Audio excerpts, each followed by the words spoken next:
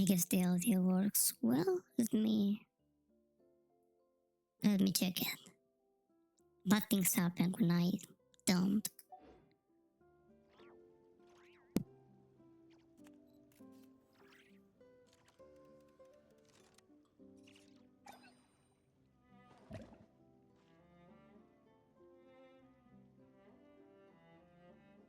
Tea parties are a must for the well-mannered.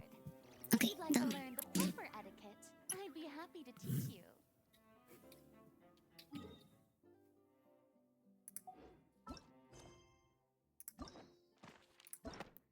Okay, let's see how much we have left. Well, nothing.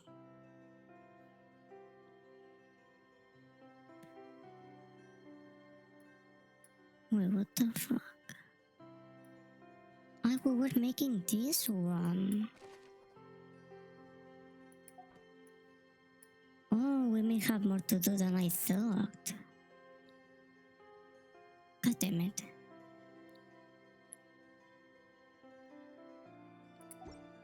Well, let's go put it then.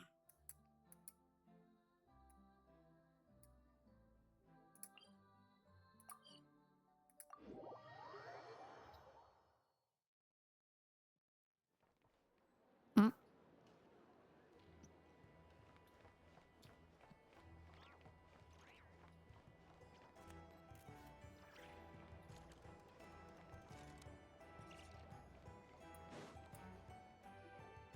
Please accept today's boon. Have a nice day.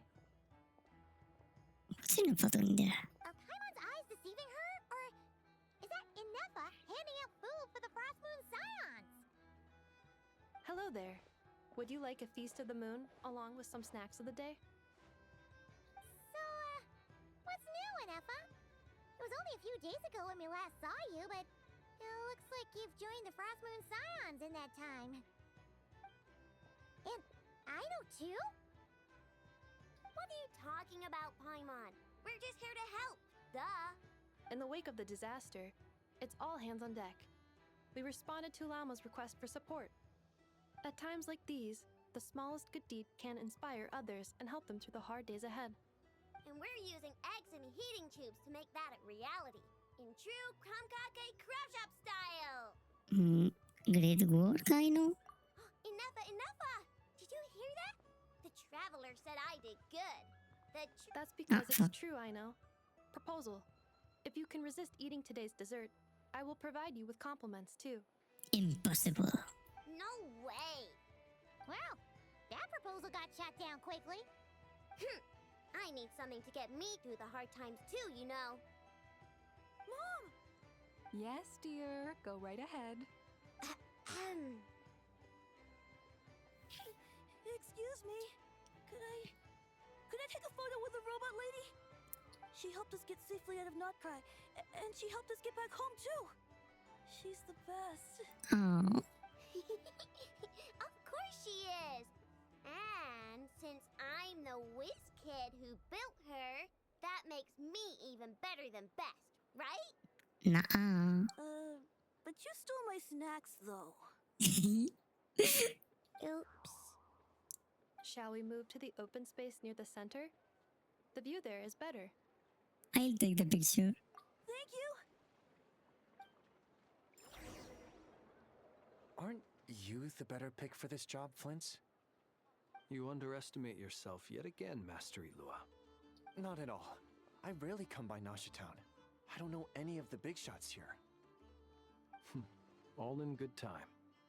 Socializing is a step-by-step journey. But you're much further ahead on that road, aren't you?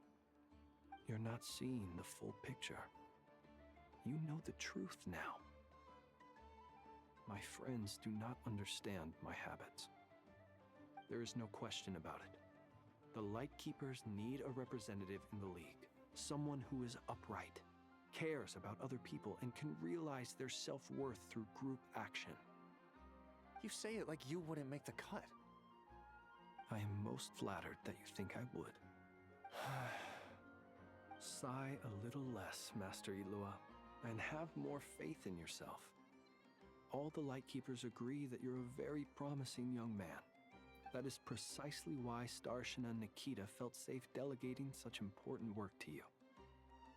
I'm sure we all also agree that we would sooner die of dehydration than manage to wrangle anything out of you in a discussion.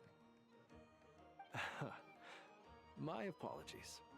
I am not in the habit of bringing water with me when I go out. Whatever. I'll take the job. By the way, who else is part of this? Oh, it's quite the who's who of Nodcry. There's the Moon Chanter of the Frostmoon Scions, the boss of the Curatorium of Secrets, a representative of the Voynich Guild, and even someone from the adorable Kromkake craft shop. I'm sure you will find speaking with them to be a genuine pleasure. If you say so. I've never done this work before, so I'm honestly a little scared of making mistakes. Is it Twing joining us? But I'll do it.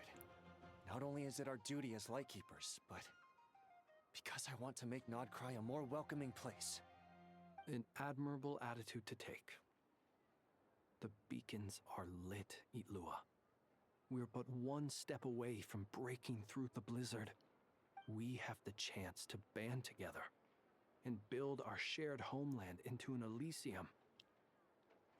This is unprecedented for Nodcry.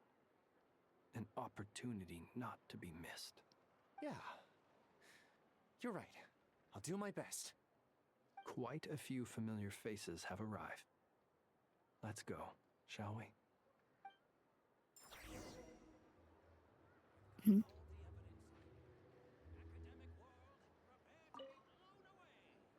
look so cool when you fly, Miss Robot, and when you use your spear, too! And even though you took my snacks, it's pretty cool that you can build stuff like this. You've got so many inventions. It's amazing! Also, Micah, we need to go now. 1 second! Please take this Feast of the Moon, as well as some snacks. Share them with your mother and your lovely family.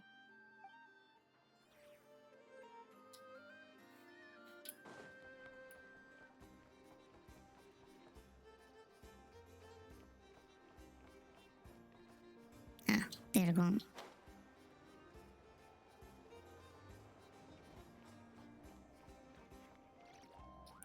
Marka.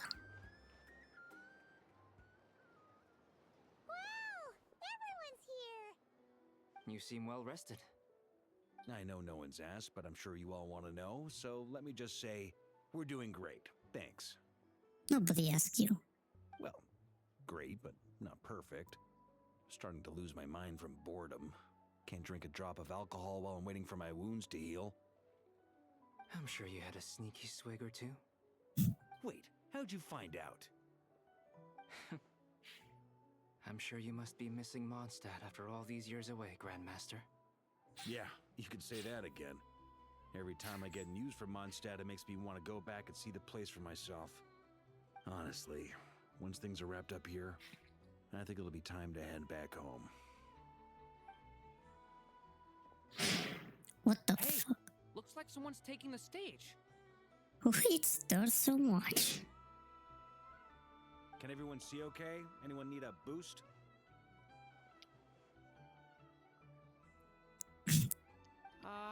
I'll just listen from the back. It's fine. Wait, I think I need one. You're taking this pretty seriously, huh, Durin? Well, it's not every day that I get the chance to see how people speak in official settings. Soak it up like a sponge. I'll make sure you get a chance to practice for yourself later down the line. Actually, I know just the thing. You can debrief the Knights of Favonius for me. Mr. Varka, are you forgetting that I'm not a Knight of Favonius? I can knight you. Any particular title you'd like? Is he joking? I No. really can't tell. You'll have to figure this one out for yourself. It'll be a good learning experience. It is my honor to host the opening ceremony for the League, and to have this opportunity to speak to you all in my capacity as Voynich Guild representative. Could this person also have been pushed onto the big stage by the real big shots? Guess I'm not the only one then. We come here today having weathered the trials and hardships of yesterday, and having learned from them the importance of unity and cooperation. Alright, here we go. Uh-oh, looks like Aino's off in Dreamland already. Wait, Boss is looking kinda drowsy too. What's up with her? Come on, get this speech over with already. Nodcry is our home, the land we rely on for survival. And as we chart a course for the future, may we persevere through the storms ahead as we sail towards a new era of prosperity, freedom, and hope.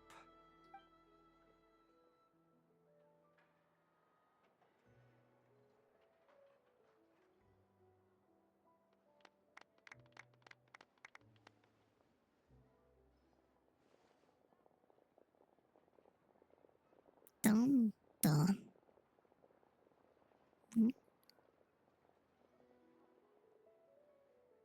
Looks like we'll have more opportunities to visit each other going forward.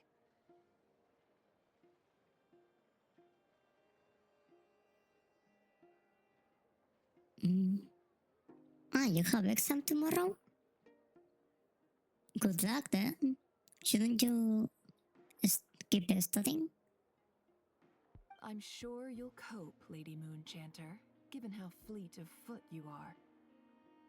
Unfortunately, I suspect I'll be too busy at the curatorium to act as your host.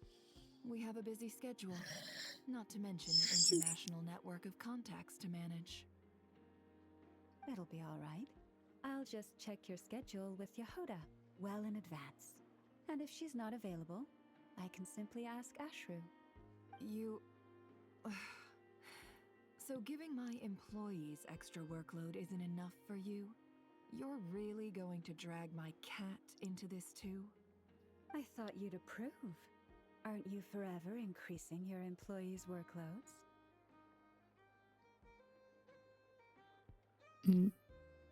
Isn't that a shame? Don't you want to keep studying that? That's a bold statement.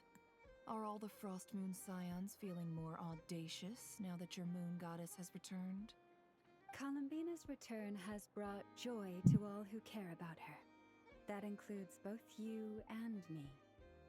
As for the Frost Moon Scions, we are learning how to thrive independently, without relying on the moon goddess. It is up to us to make our home a more livable place. Joining the League is one of the steps we are trying towards that end. Okay, go on then. Do it. On a brick. With nails. Iron nails. I like the word try. It's nice and non-committal. You can opt out at any time and still say you tried. You don't see a bright future for the Frost Moon Scions? Or did you mean the League? I'm just not as optimistic as you. The Frost Moon Scions should count themselves lucky that they have a leader as stubborn and enterprising as you. But Nodcry's a big place, with all kinds of people. Most of them don't enjoy answering to a leader, or even listening to reason. Well, that's where you and your methods come in. Unless the Curatorium of Secrets is only here for appearances. For now, yes. And that won't change until this venture becomes worth my while. What would make it worth your while? Getting out more than I put in. Right now, I'd barely break even, but I'll grant that it's a good start for Nodcry. Then maybe it's worth a try. All right, you can stop now. Or do I have to join the Frost Moon Scions before you'll get off my back? You'd be very welcome to join us. Hey, you two! Congrats on all your hard work! What are you chatting about? Nefer was trying to dissuade me from adding to her employees' workload. Also, she's considering joining the Frost Moon Scions. Sorry, what? Your conversations are always the most interesting. Hey, Nicole. Would you two care to join me for some tea before heading to your next destination?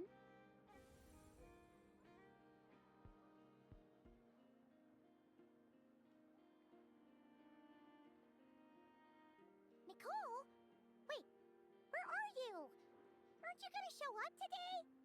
Sadly not. I'm otherwise occupied right now. I'm sorry, Paimon. I can hear how disappointed you are.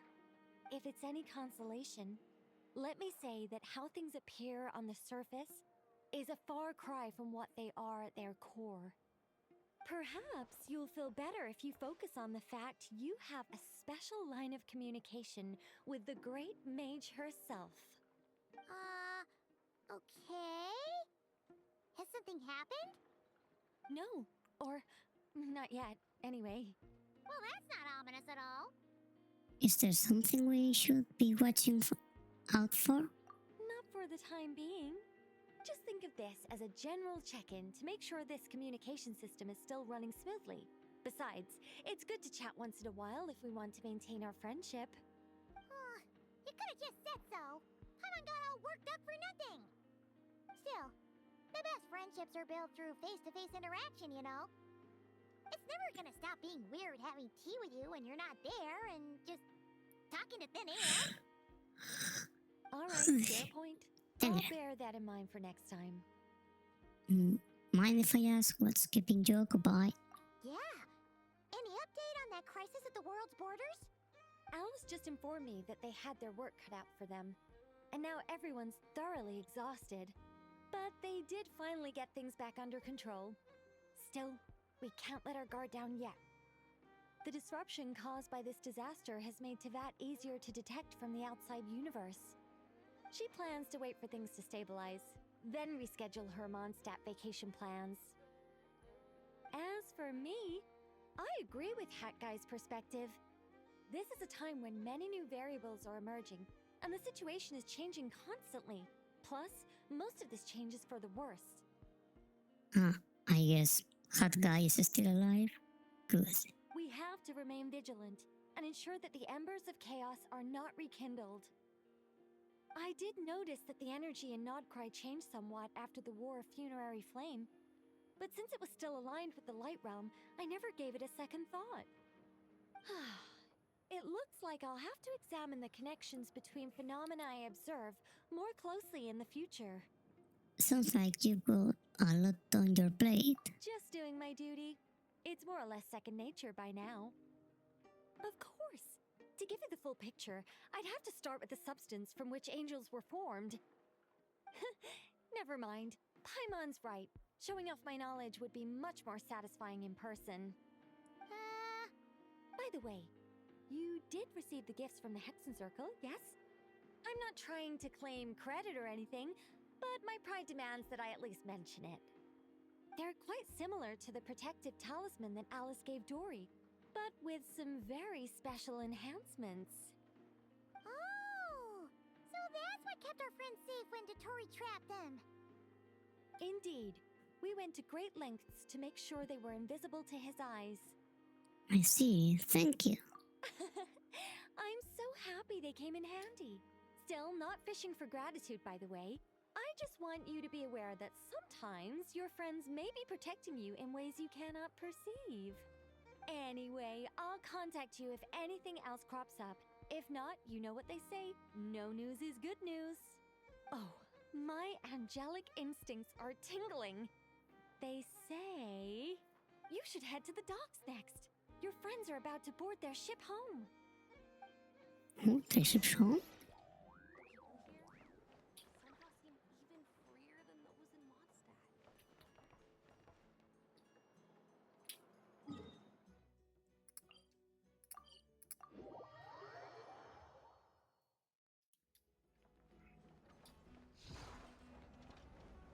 Oh.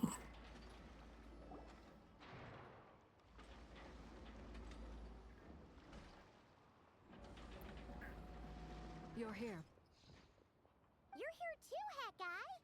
Are you heading back together? No, I'm bound for Sumeru, and she for Fontaine. We just happened to cross paths at the harbor. Who are you calling up? Who's your car? Everything seems fine.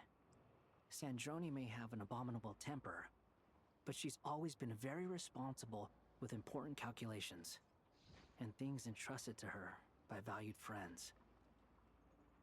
You always speak as if you know us inside out, Mr. Hat Guy.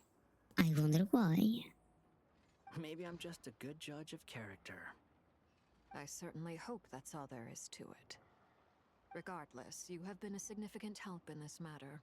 For that, you have my gratitude. I didn't do anything special. Sandrone's the one who completed a seemingly impossible formula and turned the tide of the entire battle, even giving her life in the process. She's the one we should be thanking. So she really died.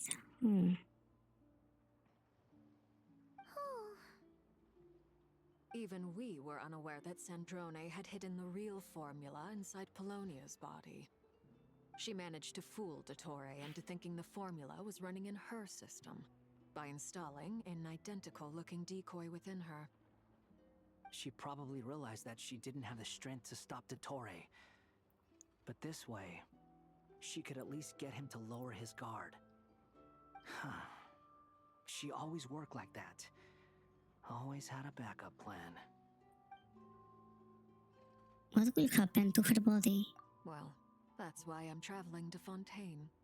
She made a request of me long ago, and the time has come to fulfill it. Think of it as her will. What was the request? Can she be repaired? Maybe? I hope. She said that should she ever fail in a mission, she'd like me to deliver her core and Polonia's to the Fontaine Research Institute. She also mentioned that she had made arrangements for people there to set her affairs in order. Some of her personal effects, such as her notes, were left to me. I've decided to take them back to the House of the Hearth, for safekeeping primarily, but also as mementos, I suppose. However, there is one book among them that I'd like to leave in your care. I'll have someone deliver it to your residence at the flagship at a later date.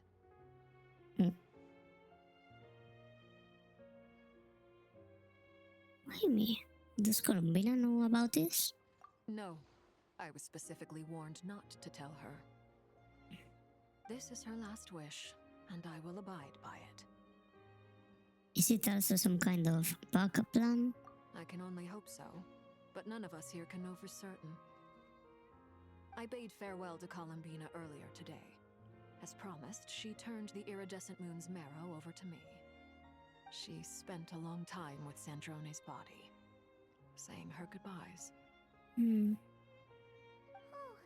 is she alright? Sandrone's passing has left a great wound in all of our hearts. It will take time to heal. But Colombina surprised me. She offered me some words of comfort before I departed. Despite being grief-stricken herself, she showed an awareness of the feelings of others around her. She never used to act like this. Clearly, she has grown. And I suspect that we have you to thank for much of the change we are seeing in her. It was a group effort by all of her friends. Huh. After these recent events, the Tsaritsa has revoked the Pale Star Edict. Ooh, nice. Snezhnaya now realizes that the arrest warrant for Colombina was just a ploy by Dottore, who coveted her powers. I shall return to Nodcry to see her as soon as I find the time. I hope that from now on, she too will explore more of the world. Who, the Tsaritsa? Yeah, send her out, so I can kill her. Colombina Hyposelenia's journey is only beginning. My ship is here. Ah, Colombina, okay. Traveler, Paimon, we shall meet again. You too, Hat Guy. What are you still bumming around for? Isn't Colombina waiting for you? I thought today was the day you'd agreed with her to go find out the truth about your sibling. I'm a little nervous. You're afraid you won't like the truth when you see it. Well, this is new. I was starting to think that nothing could scare you. Don't say that! Wouldn't you be if you were in this situation? Fair point. But I'd say I have more experience facing up to unpleasant truths than the Traveler. They say blood's thicker than water. I know how much you need your family back. More than you need any of your friends. And I'm sure that all your real friends understand that too.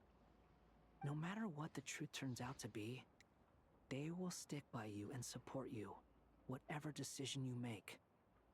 Finding the truth is important, but more important still is what you choose to do once you've found it. He grown up so much. At least, that's the life lesson I've learned from my experience, grappling with the truth.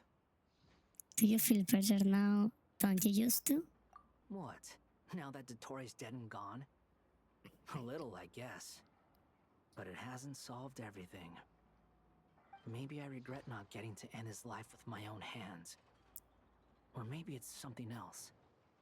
But for whatever reason, I still feel like I have a chip on my shoulder. Either way, I'm going back to Sumeru. Lesser Lord Kusanali is gonna need help dealing with all the chaos Dottori left in his wake. Not just from this incident, but everything he did in the past, too. You should continue with your journey, as you've always done. Who knows? Maybe we'll meet again someplace else. I hope so. So, what should we do now? If you want to explore a bit more to steady those nerves, Paimon's game. After all, when Columbina said she knew where your ship was hidden, Paimon promised to give you two some alone time with the truth. It hasn't been all that long since we were last apart, sure, but with Columbina there, Paimon's sure things will be just dandy. Thank you. Ain't no biggie. Paimon might be all about that food and fun, but she knows how to do right by people. Paimon's sure you'd prefer to digest the news about your brother in peace. But, no matter what you see, just know you can share it with Paimon. Of course, as long as it's not super private. If you can't make sense of something, let's give it some thought together. And even if we both can't figure it out, Paimon can at least treat you to a nice meal. Who am I to refuse you? You're my best. No. Glad to hear it. Feel better now? Yes, much better. Alrighty.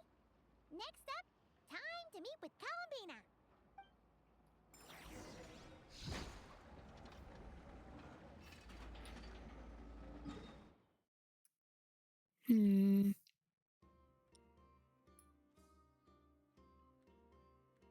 Seems like the lorry is gonna get heavy now. I'm gonna take something off out of my list first.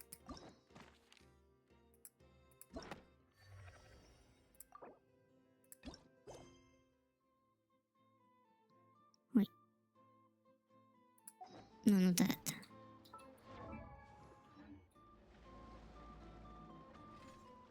Can't I do Barca's quest? No. Oh, dang it.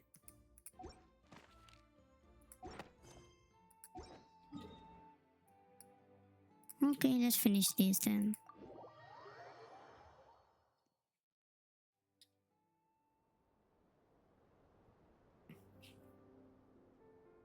Columbina, we're here! Can't quite believe we're meeting out here.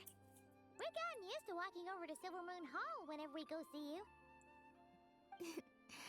Well, you're still welcome to go there whenever you want to see me. It's just, now that it's all over, I've decided to make some changes. Try and fit in with the Frost Moon Scions, like Lama suggested. And how's that been going? The older generation are still timid around me.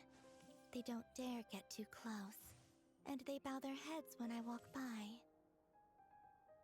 But things are much better with the children. I see more curiosity in their eyes.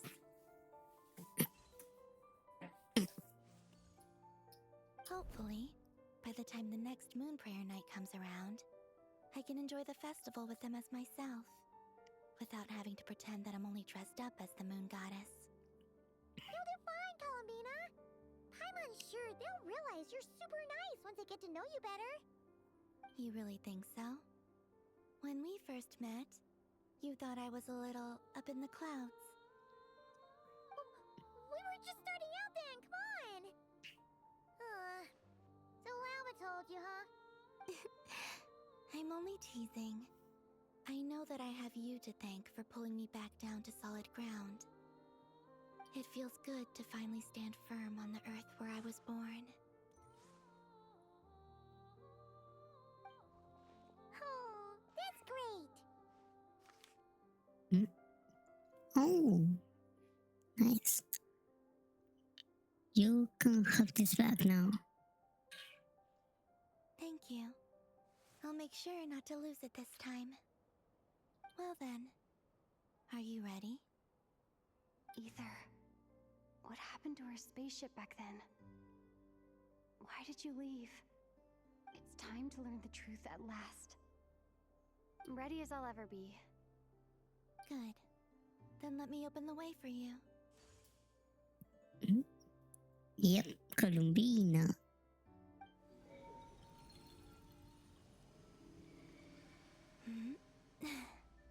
Where does this lead? To our shared destination. Huh? Do you remember me telling you about my missing prologue back when we just met? I said that my story began on the moon. But while I was inside the moon's reflection, I realized that my prologue was really hidden in the future. I just had yet to discover it at that point. The story of the time before I was born was in fact the story of my distant future. It's truly fascinating. It's truly confusing. But when I obtained the Trilunar Authority and returned to our present reality, I sensed something I hadn't expected. Your prologue. So you mean... Yes, your spaceship. All this time, it has been hidden on the Frost Moon, which lay beyond the sky. And what the fuck is doing there? But why? Who could have done this? Wait, was it you? The great ruler of the firmament. The heavenly principles. Oh, motherfuckers. Why? Wait, them? Why would they do that? Yeah. I don't know. Perhaps your ship contains something that is incompatible with Tevat. Or something that cannot be known. Oh, did I pick a bad time to say this? I know it must have been hard to work up the courage to do this. Maybe I should have waited until you were on the moon, with no chance to back out. Until I... Wait on the moon? Am I going to the moon at some point? That would have been kind of mean, you know.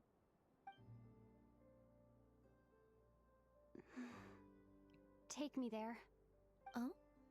Whatever is hiding in that ship, it belongs to me and Ether. Those memories belong to us. No one else has the right to decide whether I should or shouldn't know about it. Not even the heavenly principles. Yeah, screw the heavenly principles. Very well. Then let's go. You two take care, alright? And don't forget to come back soon! Rest assured, Paimon. We will. Traveler, after you. Thinking about the story that we'll find hidden on the moon? Yes. And hoping that it has a happy ending. Stories like that don't exist, you know? You don't believe in happy endings? After Sandrone... I don't believe in endings.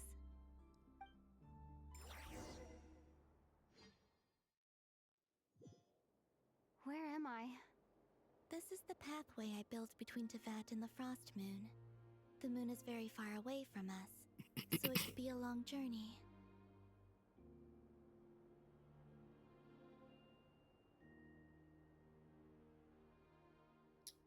Huh?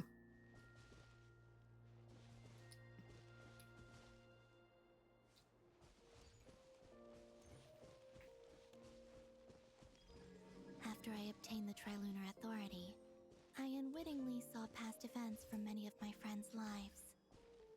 One was Lauma. She was so young when they chose her to be the Moon Chanter. From then on, the Frost Moon Scions looked to her to bring messages from their goddess. But for better or worse, I had left Hisi Island before she was ever born. It was not until much, much later that she met me. I think it's for the best.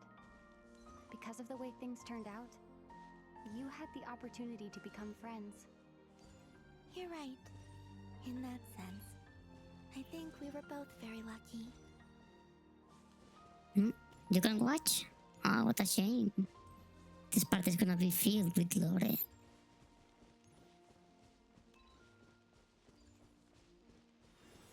Oh, Nicole. and about that mage, Nicole.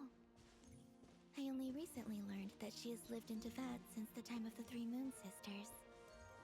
The moon goddesses always had a good relationship with the angels. I suppose our friendship continues that tradition.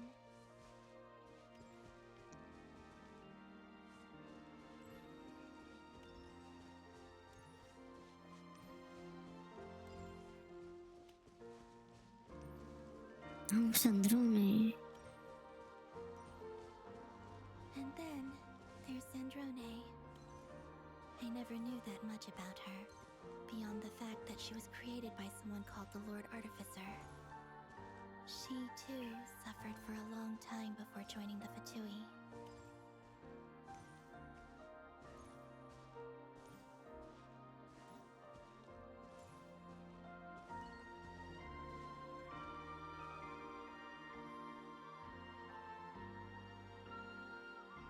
How I wish I could talk to her again. Even if only to hear her say nasty things to me. Hmm.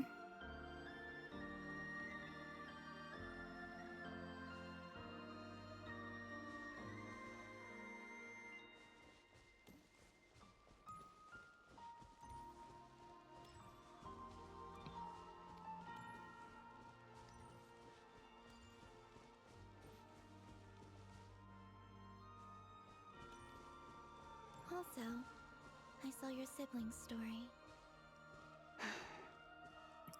I'm afraid I didn't see much. It seems that he rarely came to the surface, where the moonlight shines. But I did notice that back when you first set out on your journey, he would often appear nearby, gazing at you from afar with a guilty look in his eyes. Stalker. Ether. Let us speak no more of the past. I probably shouldn't reveal so much about my friends. It's not my place. Let the moonlight carry us forth. We are very close now.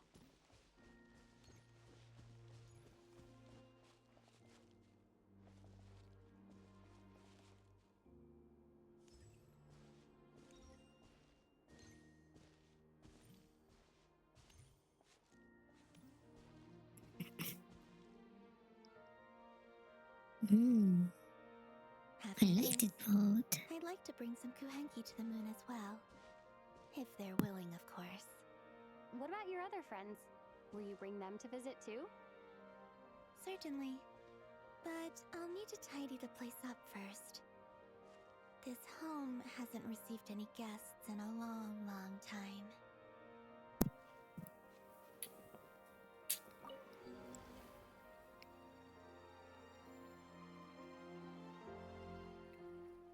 I remember writing something similar with you on Moon Prayer Night. I believe it was called... Dodoko's Whirligig. Yes, that was it. You Similar. asked me if I was afraid to return to the moon. Oh, so pretty. And I said that I was. I like it. The idea that I had gained something precious, only to lose it so quickly. That frightened me. But I'm not afraid anymore. Besides, this time, we're traveling together.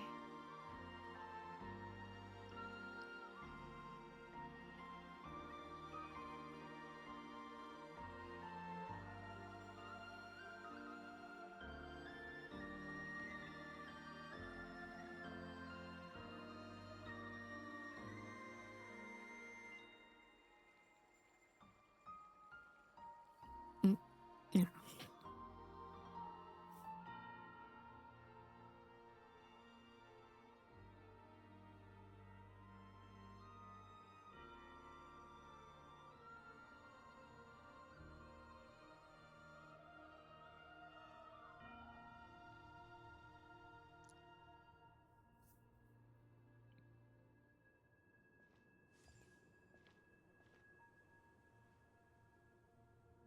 We're here.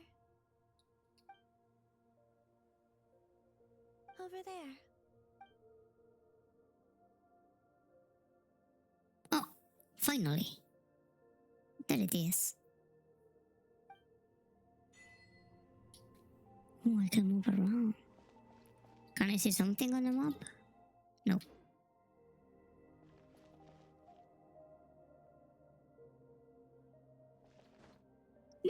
I knew it. The gravity.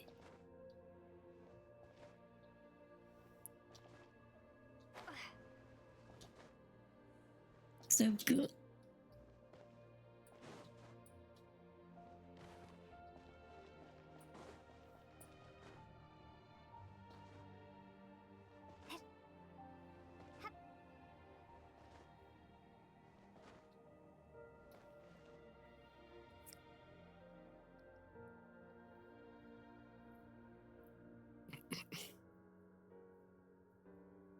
Our spaceship.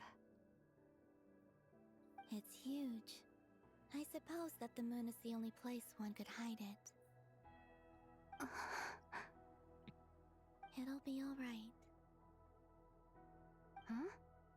The way you feel in this moment, I went through it too, on Moon Prayer Night. The door was right in front of me, but I struggled to find the courage to step through. Hmm. No, no problem. My internet is bad too. If my PC wasn't connected from through cable, it couldn't be that good either. Solitude for me once meant living a life in which even I was absent. Before I met you, that was the only life I knew. But that night, solitude meant throwing away the life I had gained after meeting all of you. Columbina. Go. Retrieve the part of your life that was once lost. Trust me, you will lose nothing by doing so. Look, Tevat is right there. All of our friends are down there, waiting for us. You're right. Thanks, Columbina. No keys? Dang it.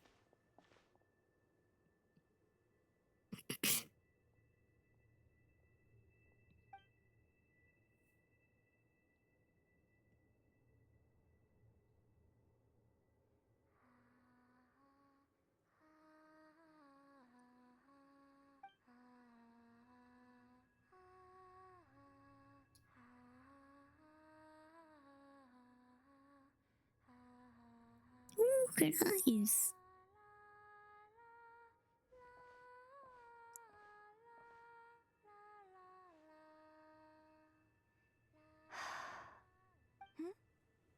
Finished? Damn, she's so beautiful. Yeah. Why did you take your eye mask off? Well, since my return, I've decided to take more opportunities to see the world with my own eyes. Besides, I've always wondered how Tevat looks from the moon. And what do you think? It's beautiful. I could spend a whole day here just gazing at it. What about you? What do you think of the truth you found? I haven't looked at another person's expression in a long time, but I think yours is saying it was neither good nor bad. Keep this up, and it won't be long before you give Nefer a run for her money. Oh, I don't think that's going to happen. I'm much more used to sensing what's going on around me with Kuvaki. I think I'll save my eyes for seeing special moments I really want to remember. I read the spaceship's flight logs. I always assumed that this was my first time in Tevat. I thought that Ether and I must have been hibernating in space for centuries on end. But the logs show that our spaceship flew over the skies of Tevat once before. A long, long time ago. Flew over? So you didn't land? No. The ship barely came to a stop before flying on again. After that, it continued traveling through space for a long time. Some of the data is corrupted, but I suspect that it kept flying for thousands of years. It was only after that that the ship made a forced landing in Nodcry.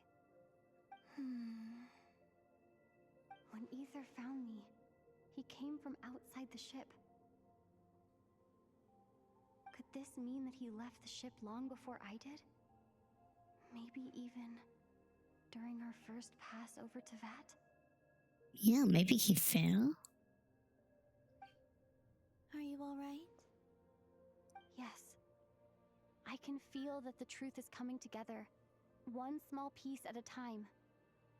I remember Ether telling me that when he first arrived in Conria, he could not recall the past. So this might be something that even he doesn't know. Here, I made some space for you. Your mind must be racing, and this seems like the perfect place to relax and clear your head. But there's a space everywhere. We are on it. Oh, wait, there's one more thing. What is it? Wait here a moment.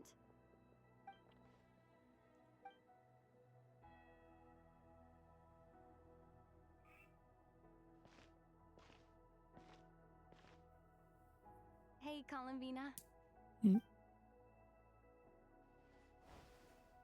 Oh. New outfit?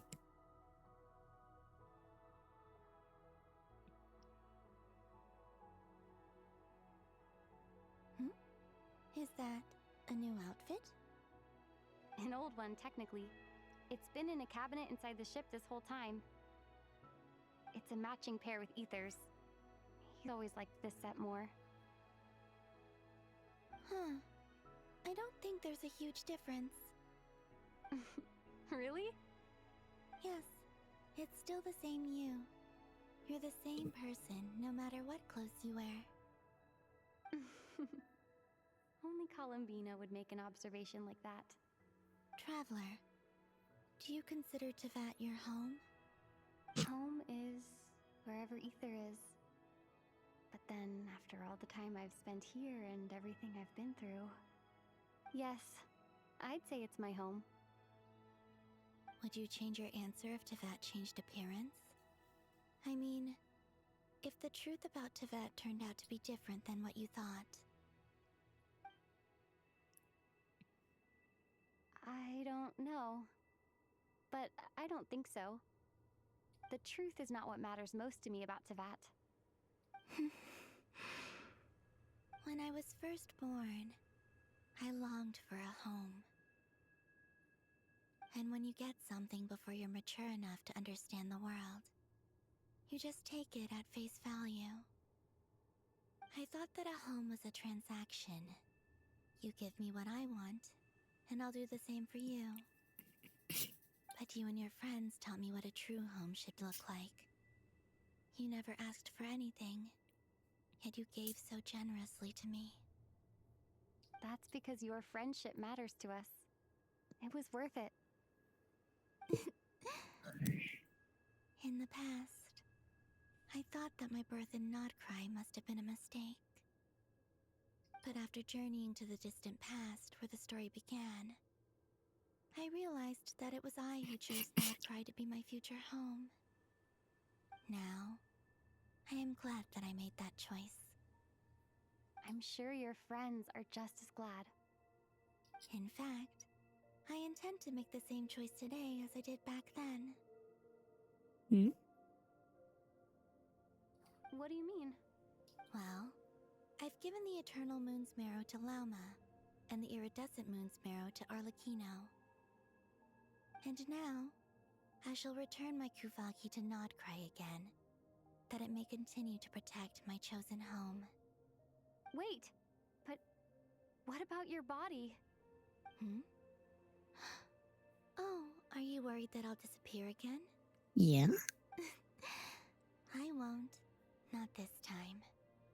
The Frost Moon has now entered the false sky, and I am the Trilune Goddess. returning to Nod Cry the part of me that it needs. I'm giving what I can, because my home is worth it. Oh, and I have something for you, too. For me? Yes. Come closer. A kiss, please.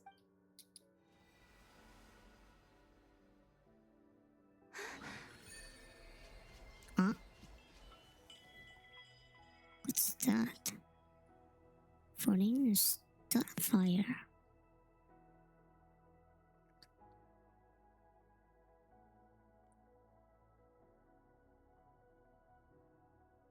What?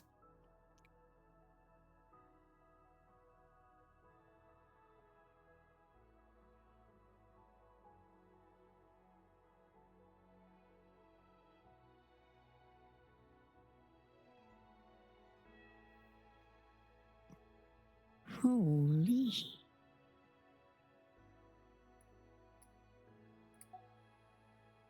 What was that? I lifted some of the restrictions this world placed on you. I trust this will help in your future adventures. My power. It feels like it's grown. I can use the elements more freely now. Thank you. This will be a great help. You're welcome. I see you as family, and after everything you've done for me, In fact, no. It's not because I owe you. It's because you're worth it. Here, this flower is for you. Oh, romantic. Isn't this a moon prayer blossom? Yes. Don't worry. You will never see these flowers lose their color again. I'm finally discovering the joy of giving. How I wish I'd learned this sooner. Hey, better late than never. What are you thinking about now? Why don't you take a guess? You get one shot. Bam. I don't think I'll get it in one guess.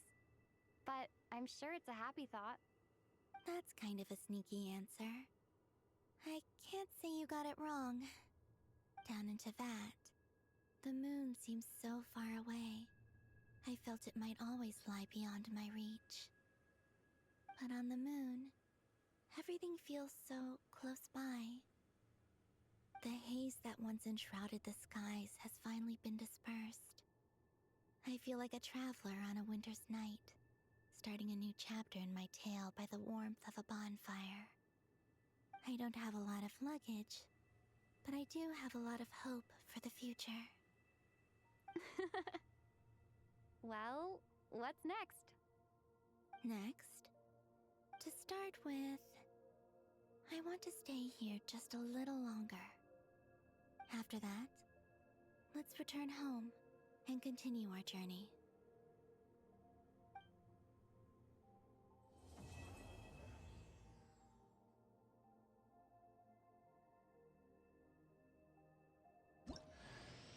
These clothes bring back so many memories.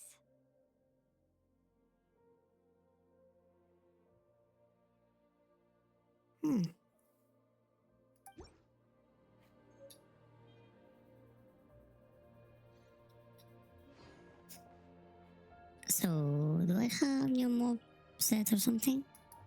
No, I can try it out.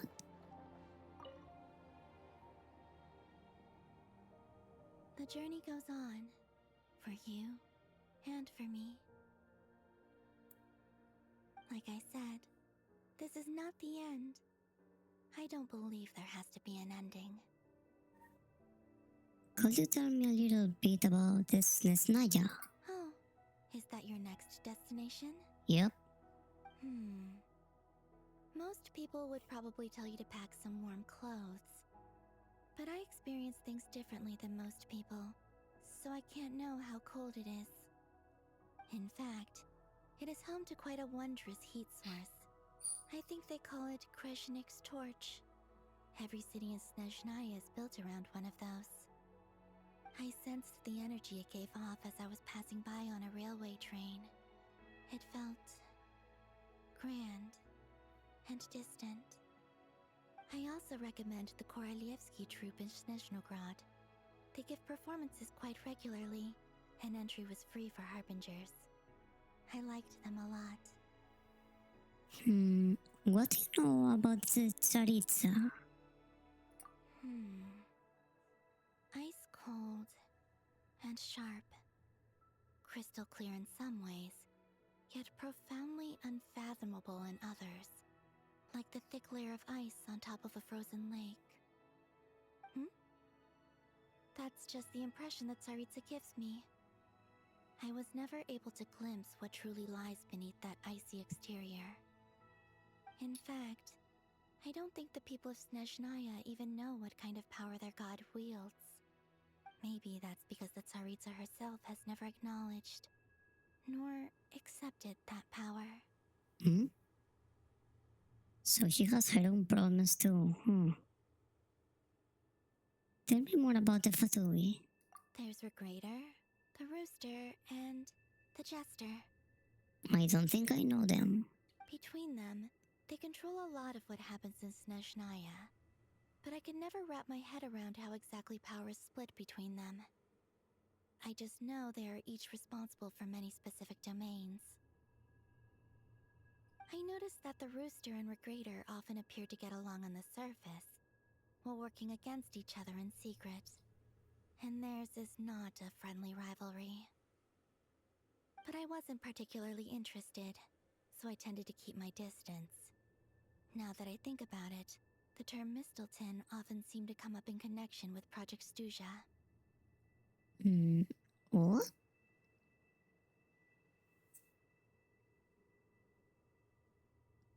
Right? It looks like the Byakugan. She's Hinata. What are your future Once plans? things settle down in Notcry, I'd like to explore the world beyond Snezhnaya.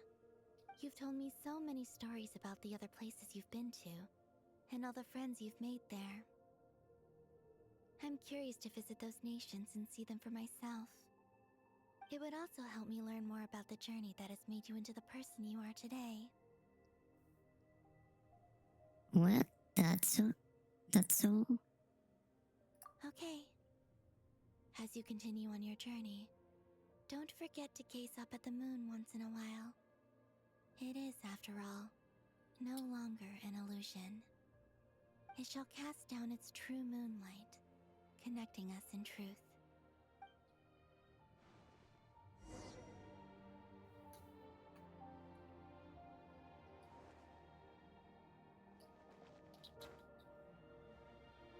So who are we going back?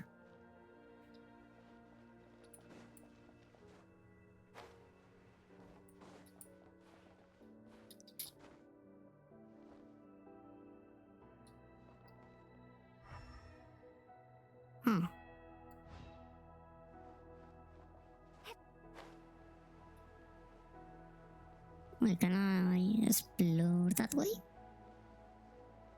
I doubt so, but I want to try.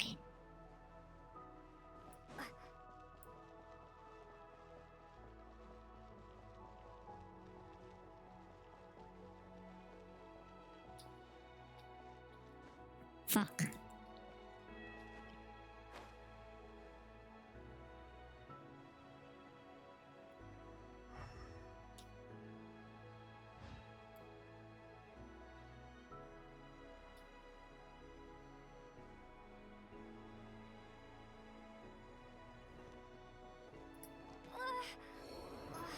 What the fuck?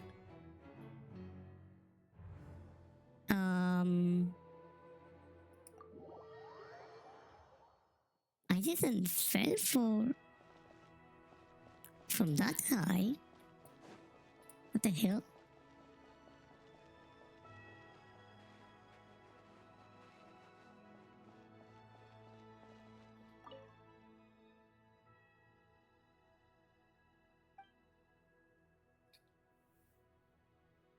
And how could I even die from fall damage on the fucking moon? That has no sense.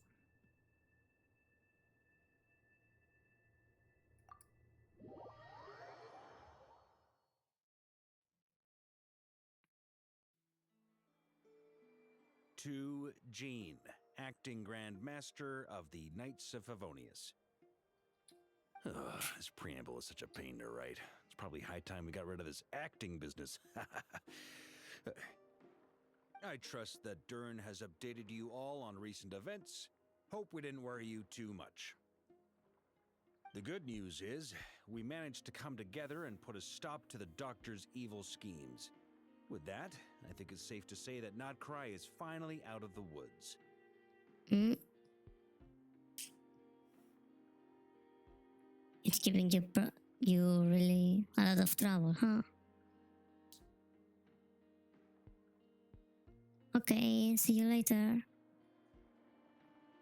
As for the Fatui, not counting the Damselette, aka the Moon Goddess, who has left their organization, we found ourselves allied in this instance with both the Knave and Marionette. May she rest in peace. As ever, we find ourselves better off for making friends rather than enemies. But until we can ascertain the Tsaritsa's true intentions, the future remains uncertain. In a short while... Wait. How am I meant to surprise everyone if I tell them in the letter that I'm heading home? Well, that would be a huge waste.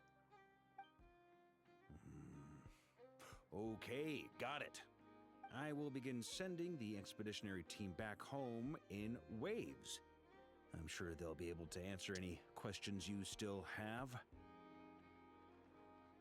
I hope they won't gloss over the details of my many heroic deeds. But if they do, I'm sure it'll be because they're just too exhausted from the long journey.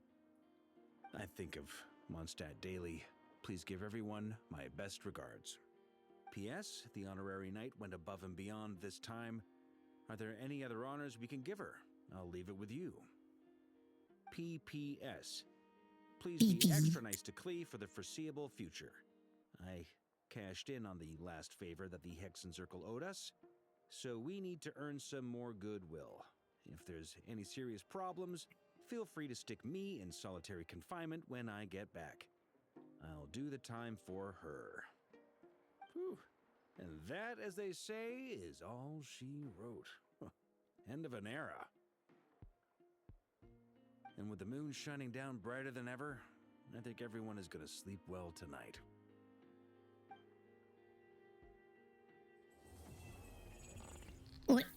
What the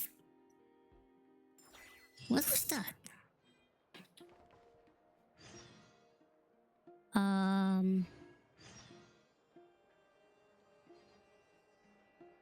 That was creepy.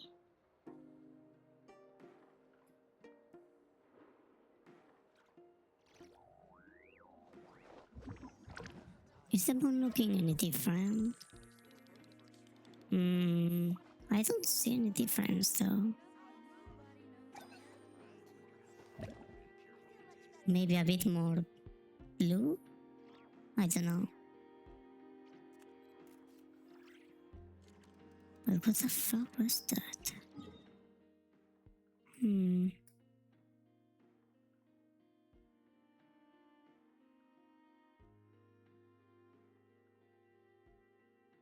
Could I do Vargas quest now? Boring. Isn't there anything else more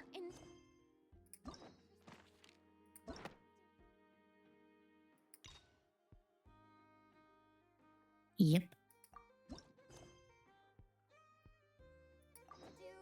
Huh? Where'd this letter in our bag come from? Did it just blow in on the breeze?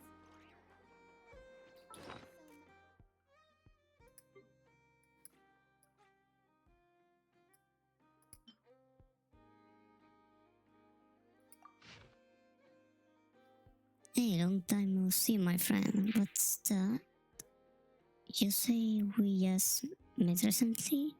For a heart that always miss its friends, every second feels like an eternity.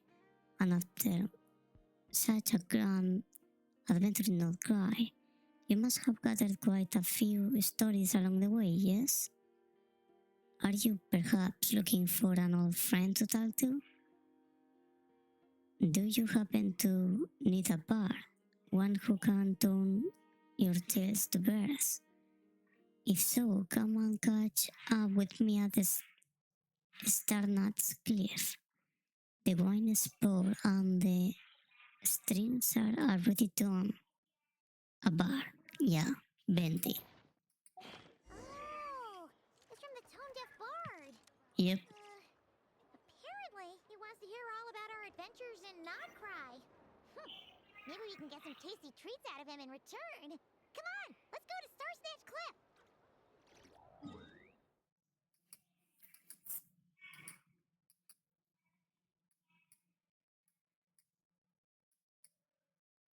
Sorry about the noise. Neighbors again, as always.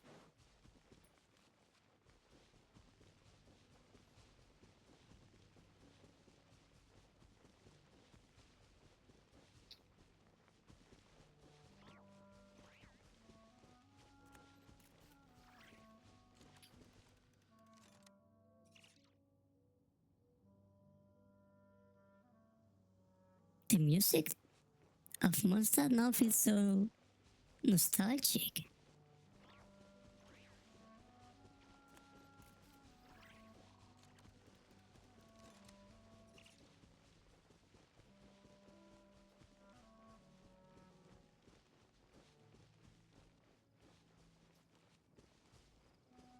Huh? Where's the robot?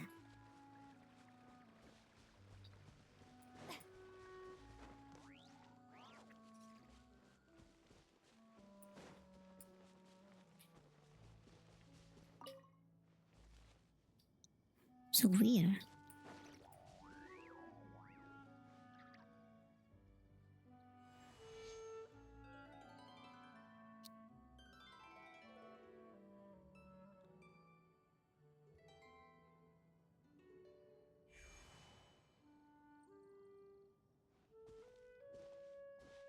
Welcome back, old friend.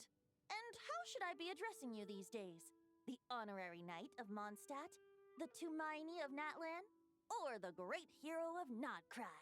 Just call me by name. Well, you sure have your finger on the pulse. We've barely caught our breath since Nodcry, but it sounds like you've already heard about what went down. News travels fast on the wind. But before I can turn your tales into tunes, I need to hear them from the horse's mouth. My wine and my lyre are at the ready. So please, traveler, take a seat and tell me your tale. Amazing! Incredible! The Rahier of Solnari and the Doctor? Truly a tale for the ages! So, I'm guessing the Wild Hunt is a thing of the past now that you've defeated the Rahier of Solnari? No, not yet, I think. Seems that way. We were kind of focused on dealing with the Doctor, though. But there's still Wild Hunt around. What about the Professor? Anyway, there are still some vestiges of the Wild Hunt around, yep. But not enough to pose a major threat. It doesn't seem that way to me. Well, that's good to hear. Hey, now that the Northern Abyss calamity is finally resolved, Varka must be getting ready for the triumphant return of his expedition, right? I haven't seen him in the longest time. He must have so many stories to share. I was gonna ask, you two have really met before? Hooray! Paimon was wondering about that, too. He did call you Barbados, but weren't you still fast asleep back when he was in Mondstadt? Let's call it half asleep. I was resting my eyes in the Thousand Winds Temple one day when I heard a commotion outside. It was a young knight who had journeyed there in search of trials and oracles after hearing some tall tales at the local tavern. In fact, all that awaited him were moss-covered walls and an angry ruin guard. But he seemed completely unfazed, laughing heartily as he sent the ruin guard's missiles flying off into the horizons. Huh! They must have been making quite a racket if it was enough to wake up the tone-deaf bard. Yeah, it sounded kinda like... Like that. So that's why I didn't see the robot. Hey! Is that all you've got? That's not Barca. Oh, bring it on! A psycho. I like it. Like that.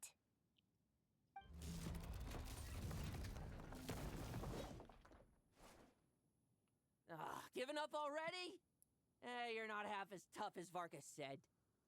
Hey, I seen this guy in the news of the game. A young knight of Favonius trekking out to the Thousand Winds Temple in search of adventure. Now there's a sight I haven't seen in a while. A bard in green clothes. Does this mean... Oh, you're Venti? I was just wondering how I was gonna track you down. Oh, so you were looking for the tone-deaf bard? Strange place to start your search. I would have tried the angel's share. Hold on. Blonde hair, white hair. You must be the honorary knight. And Paimon! The Grand Master talks about you all the time. Allow me to introduce myself. I'm Lowen, Vice Captain of the 5th Company of the Knights of Favonius and a member of the Expeditionary Force. Pleased to make your acquaintance. Lowen. Okay. Oh, so you're part of the expedition, huh? Right. So that's why Paimon's never seen you around in Mondstadt. Hey, wait a second. We never saw you in Nodcry either. Yeah, I haven't seen him in the camp. That's probably because when the Wild Hunt was still running rampant, I spent most of my time out on my own, making mincemeat out of monsters. I barely went back to base at all. Then, once the Wild Hunt calmed down, I got sent back to Mondstadt. Mixed blessing, if you ask me. Sounds like I missed out on some serious action. No wonder we never saw you while we were dealing with the doctor. So, why did Barca send you back? Don't tell me he sent you to... Deliver some letters. I was gonna say deliver a letter. There's one for the Knights of Favonius, one for the church, another for the Dawn Winery, at least 10 of them in total. Jeez, how many people has he sent to deliver his mail now? Mika, Inepa, Lowen. He should just hire a full-time mailman already.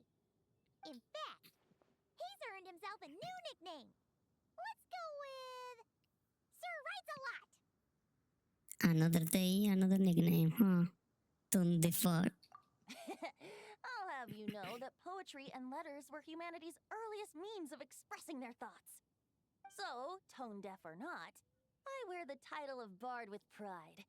And I consider Sir Writes a Lot to be quite a compliment. Wait, really?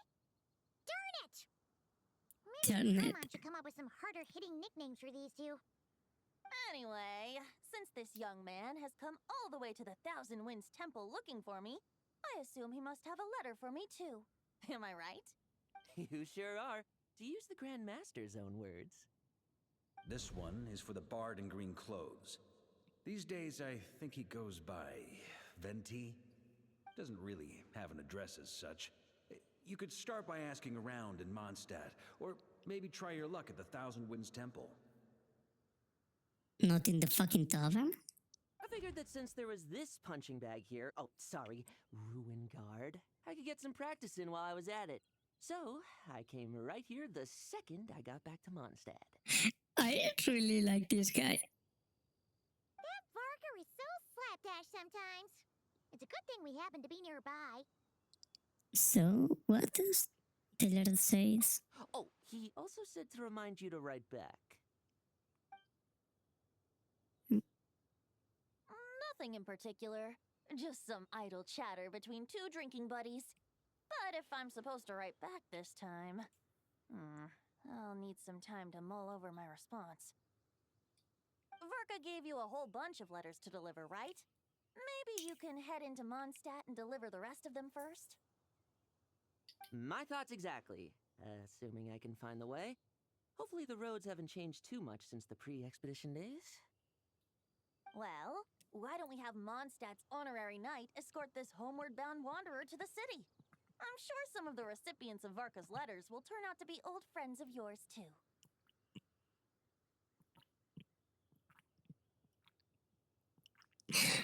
I have no objections. Let's go! It's been a while since Paimon's done any guide work. I mean, I don't need you. I have a map. Thank you so much, Honorary Knight. And you, Miss Guide.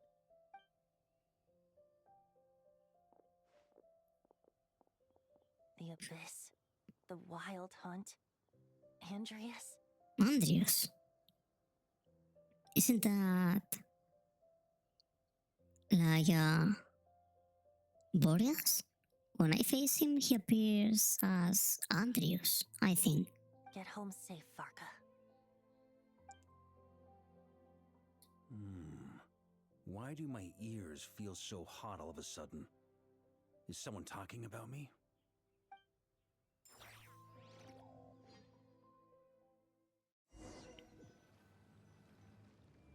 Surely there's no way anyone found the secret stash of cash in my office. That would be terrible. Grandmaster, bad time to get distracted. Watch out! Enemies approaching! Huh?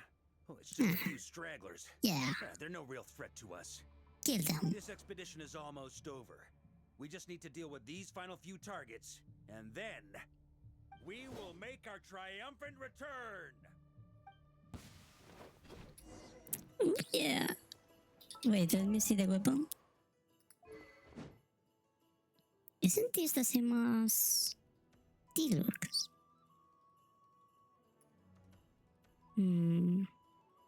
Wolf's Gravestone. Holy fuck, cool name.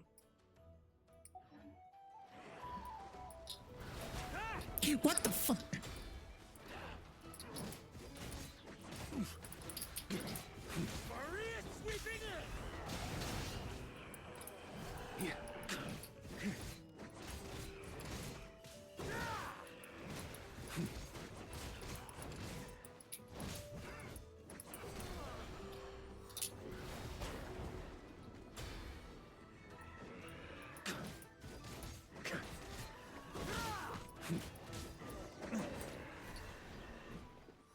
Where's the big guy?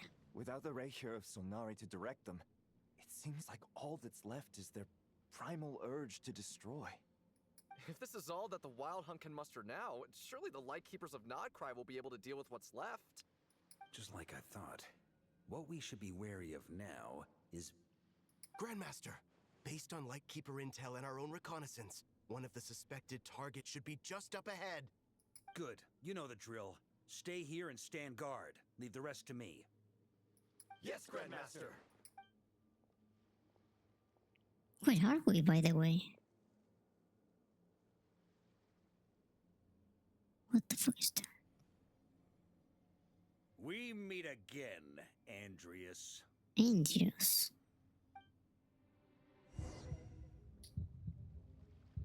So, you've returned from Mondstadt. Don't you want to see what it looks like now?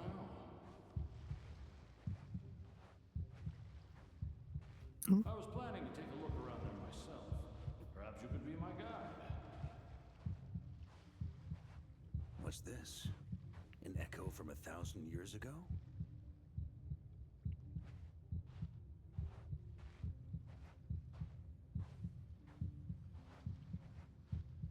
Wait, I know where I am. Huh? I'm currently exploring this area, actually.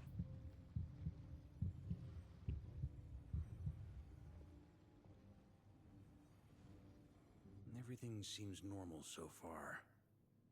Here's hoping I'm just overthinking things. There are 2 other places to check. Maybe this will all go smoothly after all.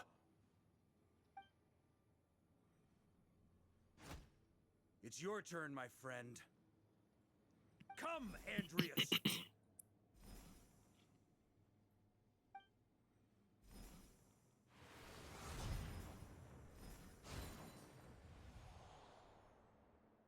Although, for returning to your old home, perhaps Andreas is a little too ostentatious. might be better to go by Boreas. Hmm? Huh? Injustice. Corruption. What the fuck? Iniquity. Is the surface world still as wretched and foul as ever? Answer me, heir to the knighthood of Boreas. Looks like I'm not getting out of this without a fight. Who's this evil Boreas? Or Andrios or whatever. Wait, I'm not fighting it? That's where things stand with the expedition. The victors will be returning home soon, so make sure to stock up on wine for the celebrations. P.S. I hope everyone's keeping up with their daily training. I'll be testing you all when I get back to make sure no one's regressed. P.P.S. I wrote individual letters for each and every one of you. Don't forget to write back. That's all. Everyone gets one? Wow! Sir Writes-A-Lot is really living up to his name.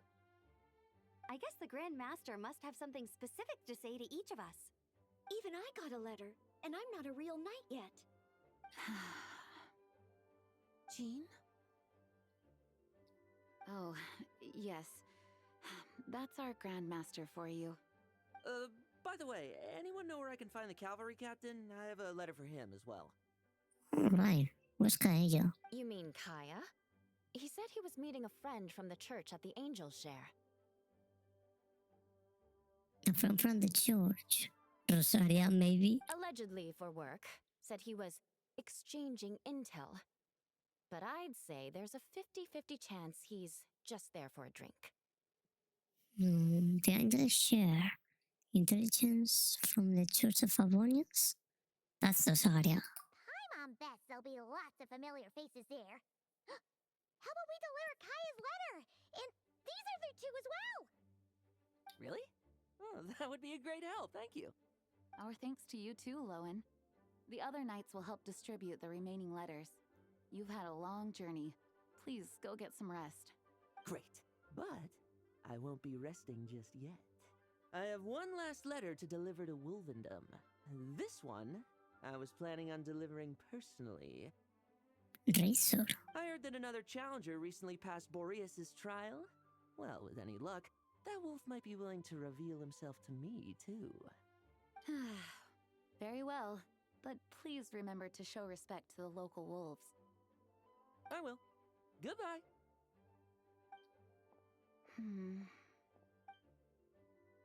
Clearly something is bothering Jean. I should talk to her before going to the Angel Share.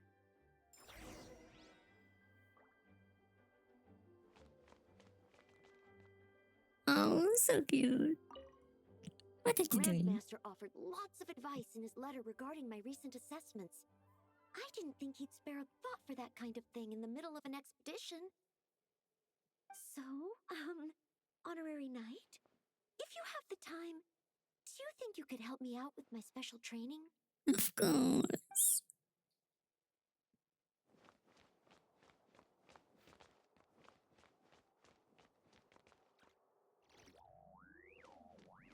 Anyone else?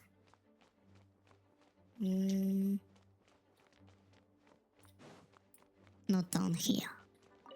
He wants to test me to see if my skills have regressed? I still haven't forgotten how he went easy on me last time. I'm assuming you must have seen him going all out before. When the time comes, you'd better keep an eye on him for me.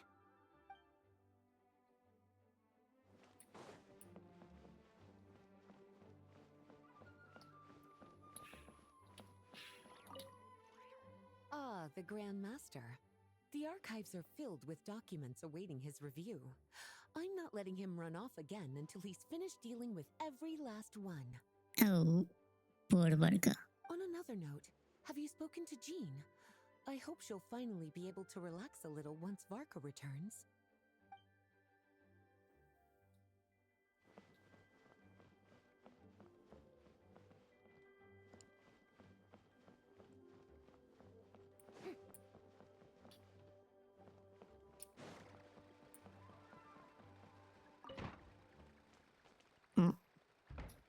Is clean in there. The Grand Master wrote in his letter that the Boom Blossom bombs we sent worked really well. He wants to know if we've made any more.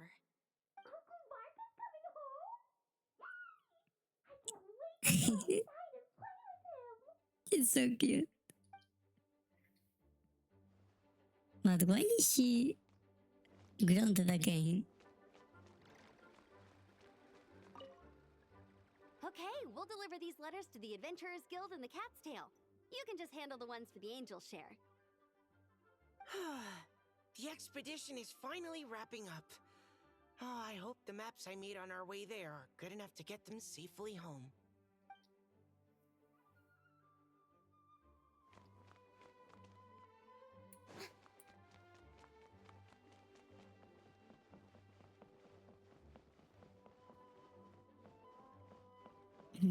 No one here.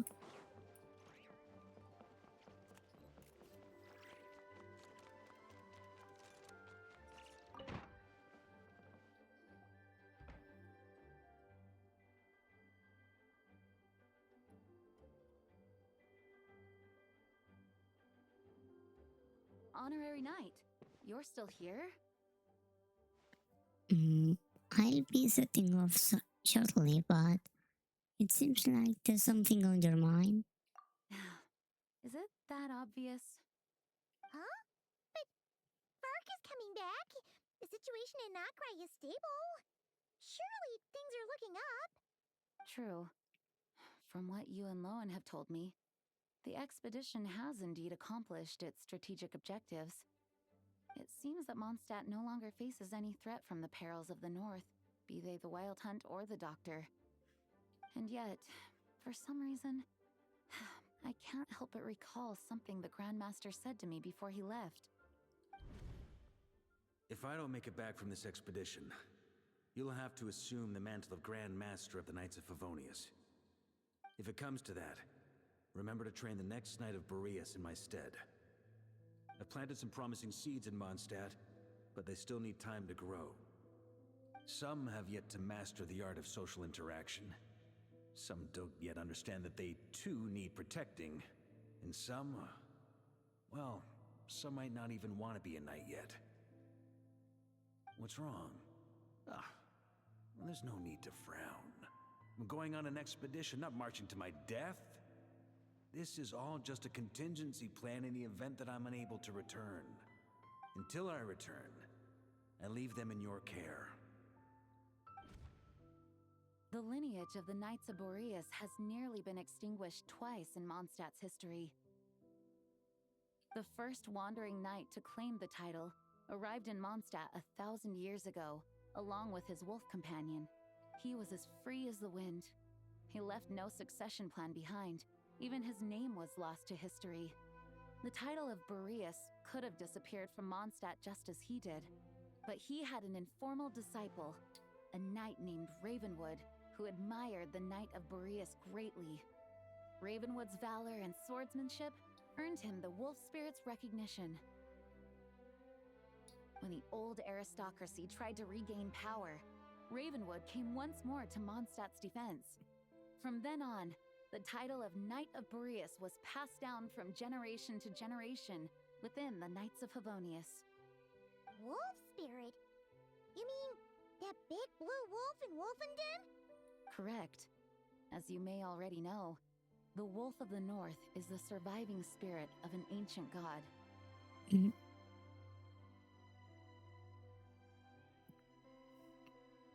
A surviving spirit of an ancient god? I don't get it. And the Knight of Boreas serves as an intermediary between him and humanity.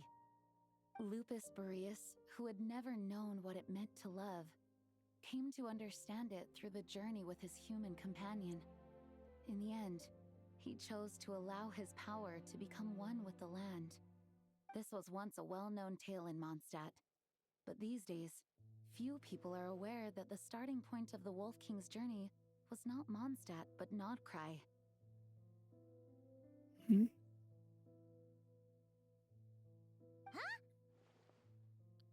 Could it be? The great Wolf King of the North came here from Nodcry. although he doesn't like to speak of his past.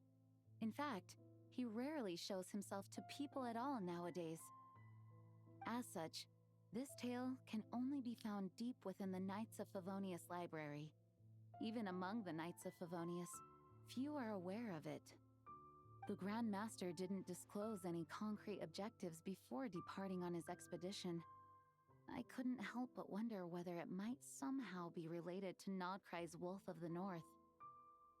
I kept my speculations to myself, however. Sharing them would only spread unwarranted suspicion toward the Four Winds among the people of Mondstadt. You experienced the turmoil caused by Duvall and the East Wind's actions for yourself. Surely you can understand my concern? No wonder Varga wasn't clear about his motives. Is that what he was worried about? Very possibly. He was probably also reserving judgment. Having heard about your experiences in Nodcry, I now suspect that the Grand Master hadn't yet ascertained the true identity of our enemy at that time.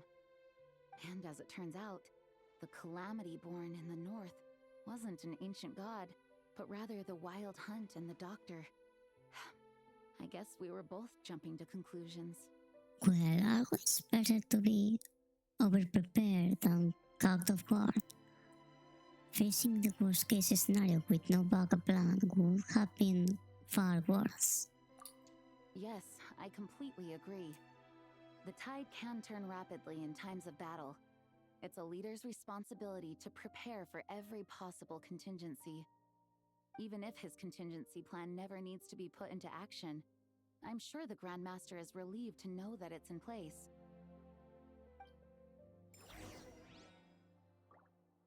Thank you for being such a patient listener. I feel much more settled after talking with you. If you have any spare time, would you mind stopping off to say hello to the other knights? I'm sure they have all missed our honorary knight just as much as I have.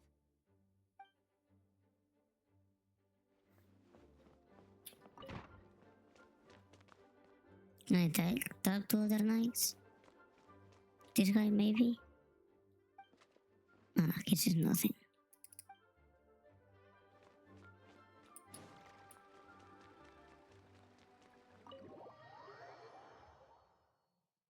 That turned into a pretty long conversation, huh? We should probably go deliver those letters to the Angel Share now.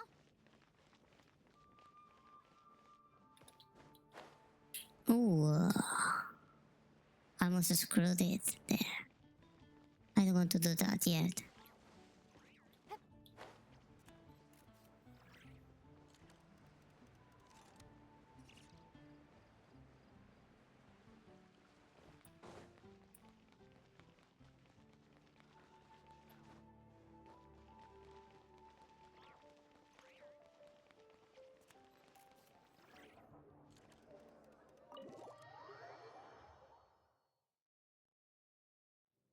When you're mixing drinks in hot I knew weather, it. Rosaria. start by pouring in cold water and add ice cubes. Then drain out the water before adding the other ingredients. How's that for a secret recipe? Maybe it's worth a little intel in return. Please. I've known that little trick for a good 10 years at least. You'll have to offer something a little more substantial if you're serious about trading. I know there's no one else in the tavern right now, but do you two really need to talk so loudly? Especially if you're supposed to be exchanging confidential information. Kaya! Rosaria! D-Luke! Paimon knew we'd find you here. Looks like it's about to get even noisier. A little liveliness never killed anyone. Traveler, Paimon, what brings you our way? I have a letter for each of you. Please allow me to once again express my sincere condolences regarding your late father and the incident with Eric. We make absolutely no excuse for his crimes. I hope you will give some serious consideration to the question I asked you before I left, though I'm sure you're tired of hearing me ask by now. The Knights of Favonius will always welcome you.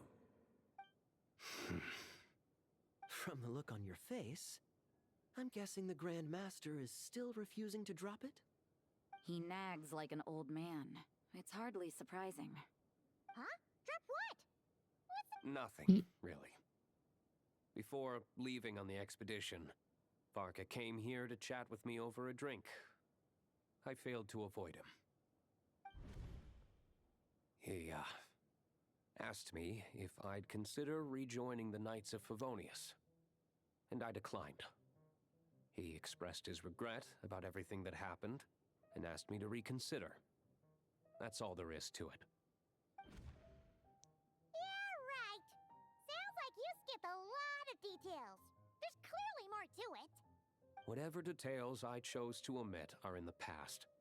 Dragging them back up now serves no purpose. You say that now, but back then, you couldn't let it go. You and the Knights of Favonius were constantly at odds. I wasn't seeing the full picture. I've had a lot of time to reflect since then, but my answer remains unchanged. I'm not rejoining the Knights of Favonius. Both the Grandmaster and the acting Grandmaster are too upright and honorable. I can't see the shadows that lurk beneath them due to the size of the organization they lead. They need someone on the outside to keep watch vigilantly. If I had a Mora for every time I've heard you repeat that argument. I actually don't disagree with the first part of what you said, but don't you think someone can keep tabs on things from the inside? When you join an organization, you're bound by its rules, no matter how free it may seem on the surface. You think so? Never mind the Knights. Have you honestly ever been bound by the rules of the Church? Good question. Have you considered that maybe that's why I chose to join the Church and not the Knights to begin with? Are they arguing or not? It's kind of hard to tell. They are not arguing. I think they are. They just have different ways of protecting those around them. Oh, kind of like the contingencies Jean was talking about. The more ways they have to protect their home, the better. Huh? Traveler? I wonder if this is exactly what Barca was hoping for. A discussion?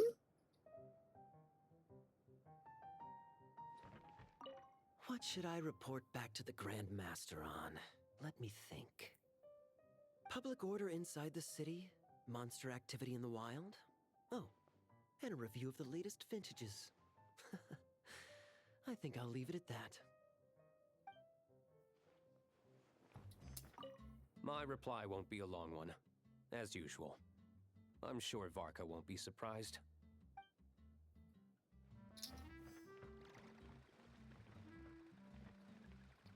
What's Saria?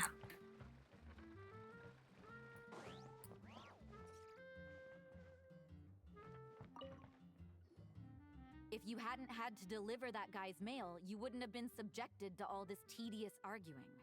When I write back, I'll tell him to quit making trouble for other people. It's no trouble. Lowen did most of the work. We just volunteered to do the last leg of the journey. Mostly so we could come say hello. Besides, I wouldn't really call that an argument. You just have different ideas on how to protect Mondstadt. So you see what's really going on here? All three of us fell for that old rascal's scheme far too readily. Huh? Scheme? What do you mean?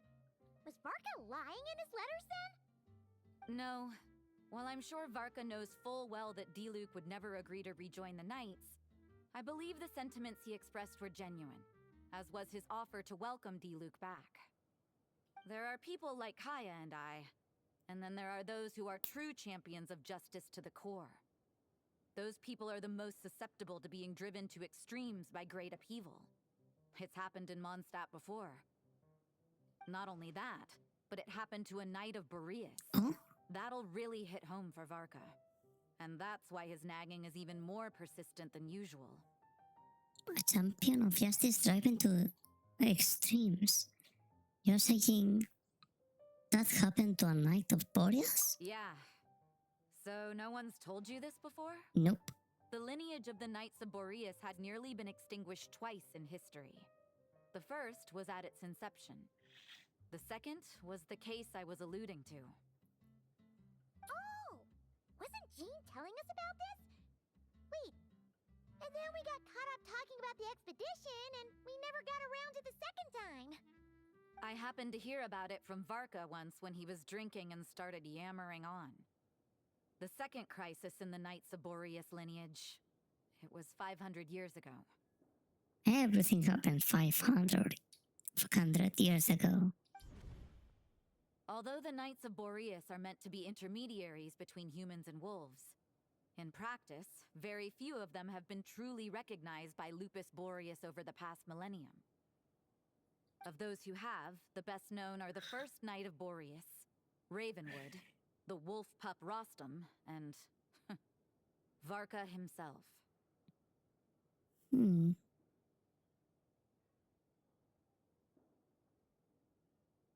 Nope, I only know Barca. But 500 years ago, there was one who earned the respect of Boreas even before gaining the title. He was a disciple of Rostam. They thought he would become the mightiest Knight of Boreas who ever lived. He was the perfect knight. Righteous, principled. His name was Roland, the blood-stained knight. Wait, I heard about this guy. His resting place is in Outcry. I seen it. Yikes! Bloodstained Knight? That sounds a little ominous. Well, apparently his original title was the White Knight. But he lost countless comrades during the Abyssal Calamity 500 years ago, including his tutor and mentor, Rostam. The endless bloodshed stained his sword and armor a crimson as deep as black, transforming the White Knight into the Blood-Stained Knight. After that, he threw himself completely into battling monsters, leaving Mondstadt and the Knights of Favonius behind. To this day, no one knows his final whereabouts. Not cry. It's hard to say whether the loss of an important figure in his life is what drove him to the point of obsession, or whether he was already too far gone to save. But had he known that the Knights of Favonius would always welcome him back, perhaps things would have turned out differently. So if you want my opinion, the reason why Varka keeps asking Diluc to rejoin, despite knowing that he'll never say yes, is to let him know you're not alone. After all these years, he's still as persistent as ever. Just like how he used to be with me.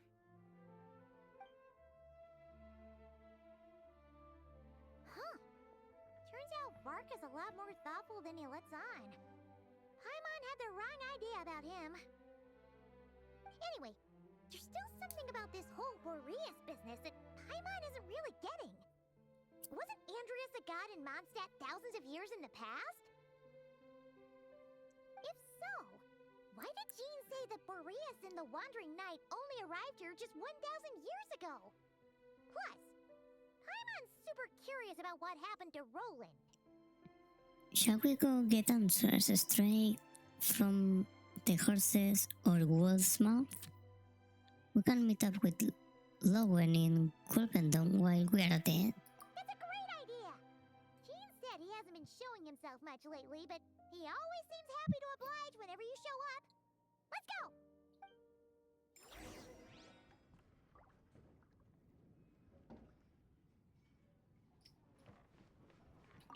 What should I report? Public order inside the city? Monster activity in the wild? Oh. Also, I want to make sure he doesn't kill Razor. I think that one has some screws off.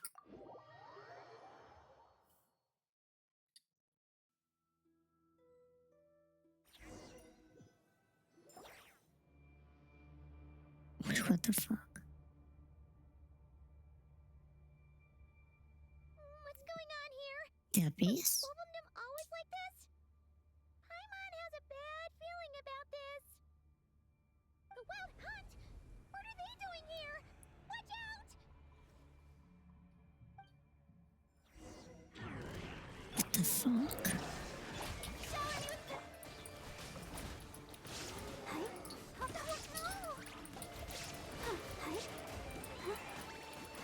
Wait, not Cry's music?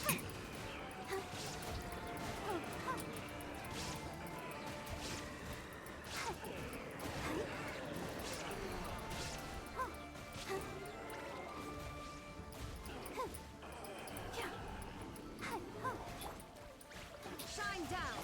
Yoo-hoo!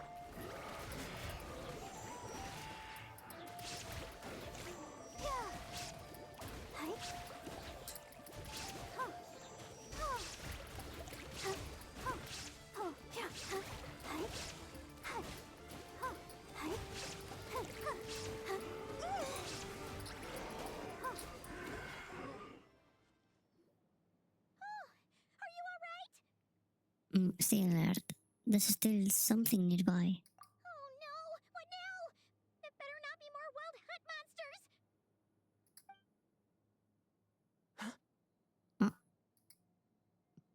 Hello, You scared Paimon stiff! She thought you were... Stop right there. Answer me this. The 2 letters I gave you, who are they for? 2 letters? Wasn't it 3? Kaella, Diluc, and Rosaria. Okay. Well, Paimon's coolest naive expression doesn't appear to be an act. Hey! What are you trying to say?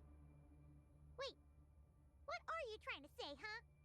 He's saying you passed the test. Paimon passed a test? Really?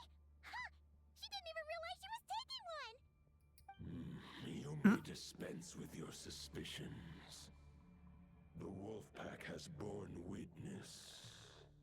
They fought against the aberrations that encroached upon this land. And our attackers showed no ability to disguise themselves this time. Is that really Boreas? It doesn't sound like him. A familiar scent. Come. I will await you at the usual grounds. Well, if the boss of Wolvendom has vouched for you, I guess I should apologize for doubting you just now. It's always best to remain vigilant. Were you attacked by the Wild Hunt too? Sure was. Fortunately, my experience in Nodcry didn't go to waste. Turns out the Wild Hunt all feel the same when you stab them. They didn't stand a chance. I like him so much. He's crazy. Something seems wrong with that old wolf, though. Yep. Go on. You should check on him. Definitely. There's something wrong with that guy. He sounds evil.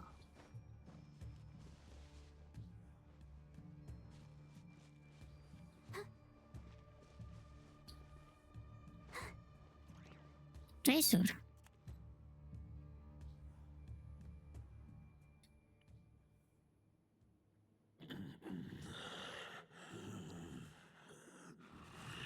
Lupus Boreas, not injured. Why so weak? Am I not strong enough? You are not to blame.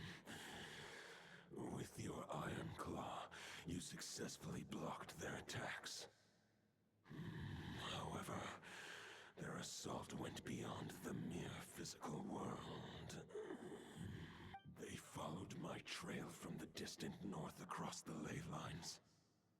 They sought to corrupt the territory I protect. But I shall not let them succeed without a fight. A trail starting in the north. So they came from Nodcry. We meet again, human Lupical. A human or a wolf? Decide. So, are you saying that the wild hunt we just got attacked by came all the way from Nodcry to Mondstadt? How is that even possible? As you know, I stand before you as an incomplete being. I am but one remnant of the god Andreas' soul. The source of this turmoil. I can sense it. It lies in the north, It is the part of me that remains in Nodcry, from whence I came. Huh? Now Paimon's even more confused. How can you be in two places at once? Are all gods like this? Do you like to split yourselves into multiple parts? For many gods, housing a part of their soul within an object is no difficult feat. But those who can perform such delicate partitions as this are rare, even among the gods. The Wolf King, Andrius, was particularly adept in this art. Otherwise, no remnants of his soul would have survived till the present day. Huh? The bard's back? Yep. Tone-deaf bard? What are you doing here? Maybe the god of Animo guided me here. For it appears that someone is in need of a tale from the distant past. And our wolf friend doesn't seem too keen on recounting it himself. Who better than a bard to do the honors? Lord Boreas, do I have your blessing to share this story? As you wish. Lupus Boreas wandered the frozen tundra and stumbled into the Seelie Hall. Enchanted by their song, tender as the dawn starlight, and curious about the ways of humankind, the wolf bade farewell to his home and set off for the city to the south. As the high tower crumbled and the fierce winds fell silent, Lupus Boreas, who once had hunted with the storm winds himself, looked within and inquired, was the shelter he provided for humanity really any different from that given by the reclusive king in his tower? The wolf entrusted those under his protection to a new god and quietly returned to the frozen north. There, in a palace long since abandoned by its former master, the great wolf closed his eyes and slept. 500 bitter winters passed, then 500 equally frigid springs. He slumbered undisturbed until a night stumbled in from the cold, just as Lupus Boreas had once done at the Seelie Hall, and awoke him at long last. The night asked the wolf to join him on a journey south, to see once more the land that had all but faded from his memory. The gentle wolf, unwilling to refuse the human's earnest plea, split his soul into two halves and left his home once more. Seeing how the ice and snow had given way to verdant plains, hearing the laughter and song that now filled the once somber city, the aging Lupus Boreas turned to his friend, the god of Animo, and remarked, "So, this is the world the humans dreamed of." Though the night's journey was not yet over, the wolf chose to bid farewell to his companion here. He had written the end to his story. What knowledge he had been gifted flowed into the land. Everything he was, he gave unto the world. Well, that's how a bard would tell the tale. Lord Boreas, is there anything you'd like to add? There is no need for you to ask that question. So that's what happened. You returned to Mondstadt with that knight 1,000 years ago, and then, for the sake of the new Mondstadt, you... You need not feel remorse on my account. That was my answer, my decision. If anyone should feel regret, it is the part of me who remained in Notcry. I fear Andrius has not found peace in his heart even to this day. That is surely why those vile aberrations were able to exploit his weakness, sowing the seeds of all the turbulence that has ensued. But we followed Boreas' trail in Nodcry. We investigated and discovered no signs of instability. Andrius should still be slumbering by the lakeside. Perhaps all the recent turmoil in Nodcry has had unforeseen consequences. And there's more. I detect another familiar scent from across the ley lines. A scent that reeks of blood. Could it be Roland, the Bloodstained Knight? Oh, the White Knight who became the Bloodstained Knight? The mightiest knight of Boreas? But wasn't he from 500 years ago? You think he's immortal or something? He's supposed to be dead by now, though. I seen his grave. I remember him as just a man. His lifespan should be no longer than any other of his kind. But before he severed his connection to Boreas, his final destination, it was the ancient kingdom of Conria, as you call it. Beyond that, I know not if he lived or died. Conria, 500 years ago. If you want to get to the bottom of this, I'm afraid you'll have to make another trip to Nodcry yourselves. As luck would have it, another old friend of ours just so happens to be free right now. If you ask him nicely, he might give you a lift. That could save you a lot of time on the road.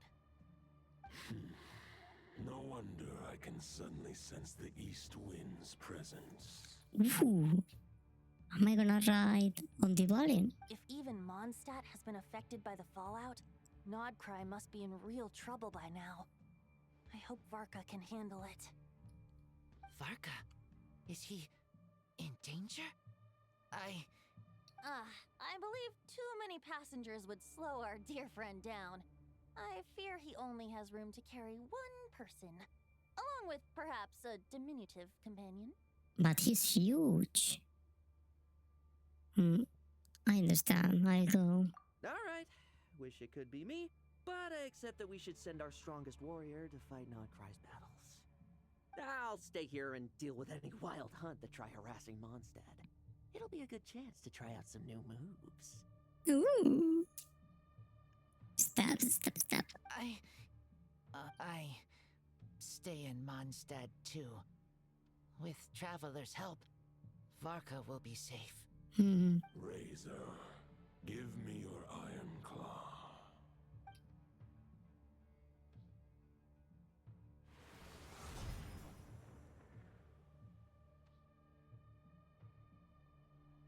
Golden-haired traveler, give this token to the current knight of Boreas. What's this? It is a wolf spirit. It contains my power and thoughts. Though I have given him a piece before, this should bring him new strength.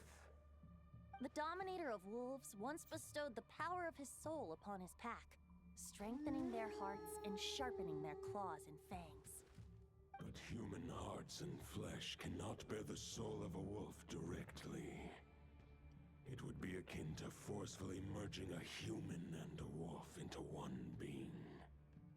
They would descend into chaos to prevent the entanglement of souls. The most I can do is temporarily house my power and thoughts within claws and fangs wrought of steel. Although, truth be told, that knight does not lack for power. What he needs more is the thoughts within. But I shall leave this for him to explain. Is it safe to separate a piece of the wolf spirit at a time like this? The great wolf king of the north remains strong for now. Besides, do I not have the protection of my Lupacol? I will protect Lupacol. The north and Varka, I leave to you. How is he gonna fight without his sword? Just give me the word whenever you're ready.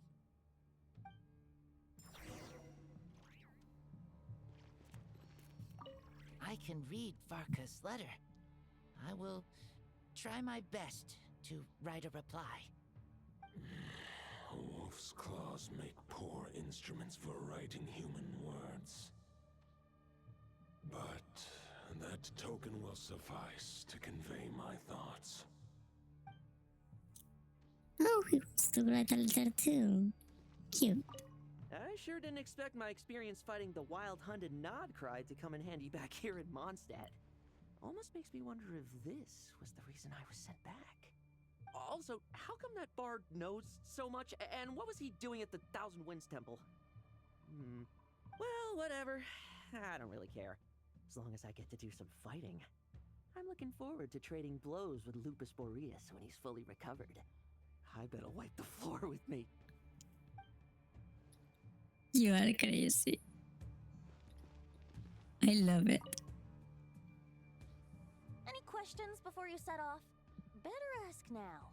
You'll probably have to hit the ground running when you get to Nodcry. About Roland.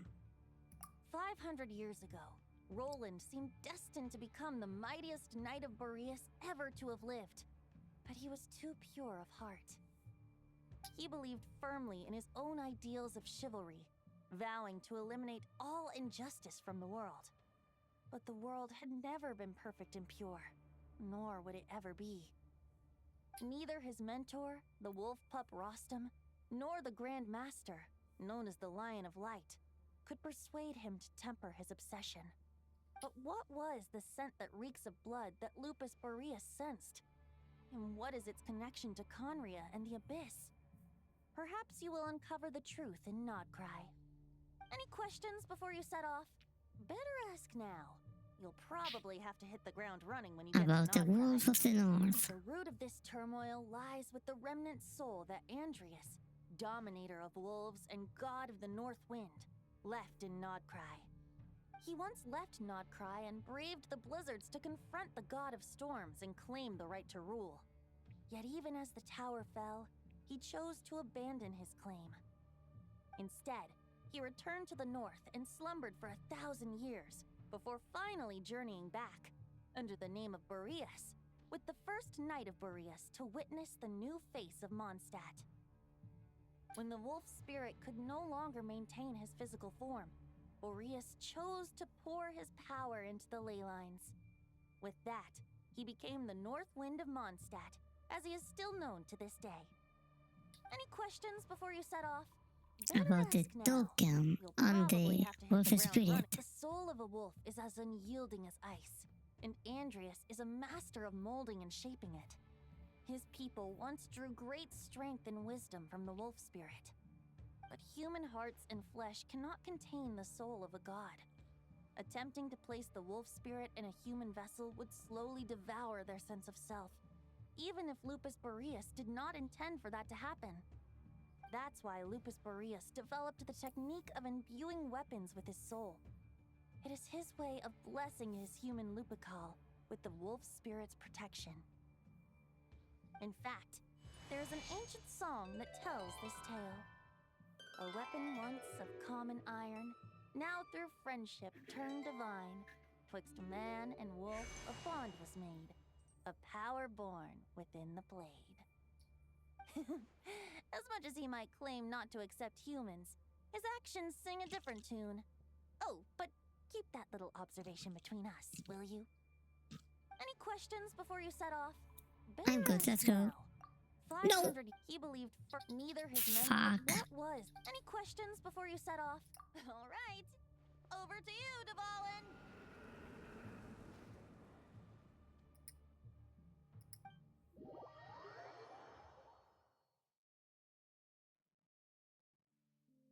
The Knight of Boreas awaits below. We must part ways here. Barbatos and I have other plans. We will meet you again later. Alright! Hey, wait! How are we getting down? Jumping. Goodbye, friend.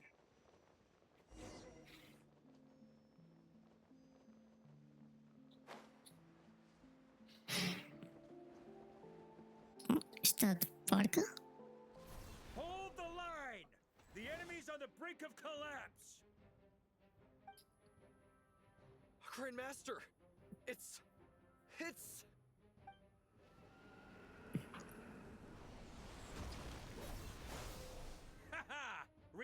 reinforcements! It's about time! Honorary Knight reporting for duty, Grandmaster. And Paimon too! Nobody cares. Let's cut to the chase. What's the situation? We're just about hanging in there. Most of their grunts are taken care of now. Their leader's gonna have to make a decision soon. Fight or flight?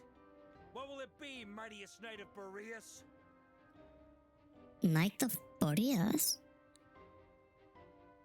Wait, is that the Bloodstained Knight?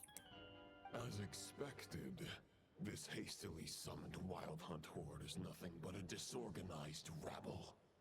A mere shadow of the forces gathered by the Rahir of Solnari. But they have served their purpose. I now understand your tactics, and you, in turn, understand mine. This is fair. This is the way of chivalry. Farewell, heir to the knighthood of Boreas. Whether you choose to resist me or not, I shall set right the injustices of this world. In the name of the blood-stained knight. Guess they're retreating for now. So that Wolf of the North look-alike, that was Andreas? But why would he be leading the Wild Hunt? And why was he talking about the Bloodstained Knight? Ugh, forget that. We can save the details for later. He was the enemy boss, right? Are we just gonna let him get away? There's no point chasing after him. We've crossed blades already, and it ended in a stalemate. Right now, there's nothing we could do about him.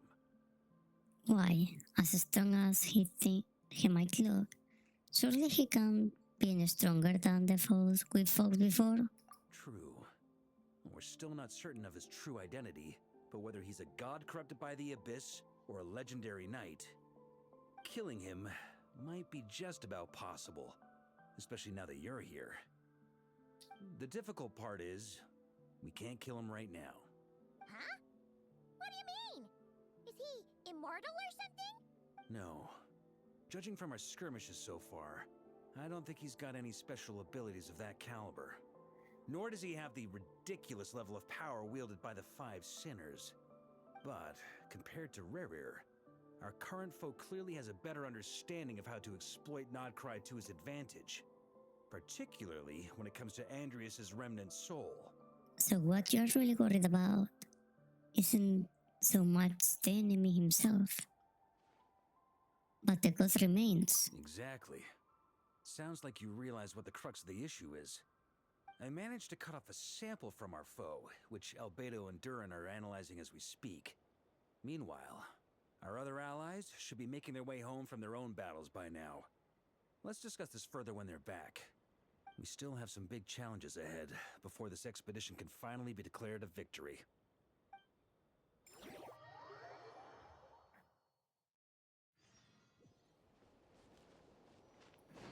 The meeting's probably gonna be in the biggest tent, right? Looks like a bunch of people are there already. What Why don't we the? go chat with them? Hey, good to see you again. Oh, Boss Sneff asked me to pass on a message. She went to see Lauma and Columbina at the Frostmoon Scions. Apparently, there haven't been any changes to that space the Rahir of Solnari's in. That means the recent Wild Hunt attacks have nothing to do with Rerir, right? Oh, that's a relief. Paimon doesn't fancy facing him again. They're keeping a close watch on it just in case. With so many moon experts on the case, we're in pretty safe hands, huh? Oh yeah, Lauma and Columbina asked me to pass on a message too. Focus on the enemy you are facing. The moon will protect you all. Huh, you know something? These Knights of Favonius are paying me a pretty nice sum to deliver a few simple messages. Oh, Varka's a generous guy.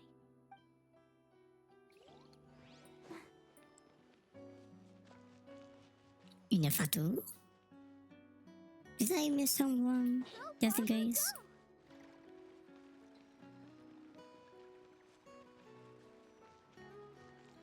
No.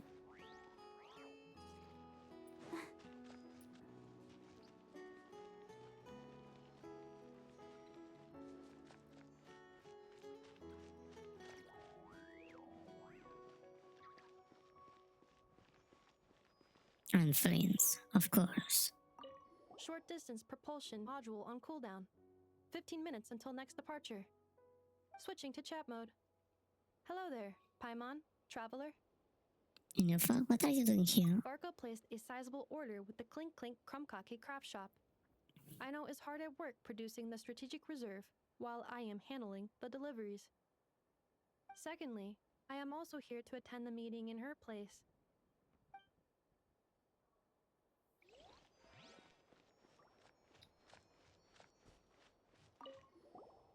Huh? Friends! Paimon thought the Lightkeeper's rep would be Iqua or Nikita. It's not like you to volunteer to attend a meeting. You're quite right. However, Itlua and Nikita are both busy organizing the Ratniki's region-wide response to the recent attacks. And since I'm well acquainted with everyone else here, I was the one they recommended to attend the meeting. Oh, so you don't even wanna be here.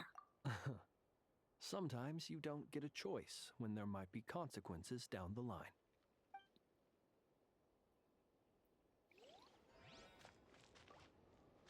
Maybe Nicole is behind this rock? No.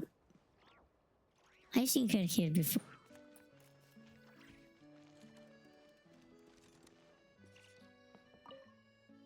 Hey, Honorary Knight. Looks like pretty much everyone's here. Oh, Beto and Durin are just wrapping up their analysis. You want to wait for them here? Wait for the meeting. Great. While we're waiting, could you update me on the situation in Mondstadt?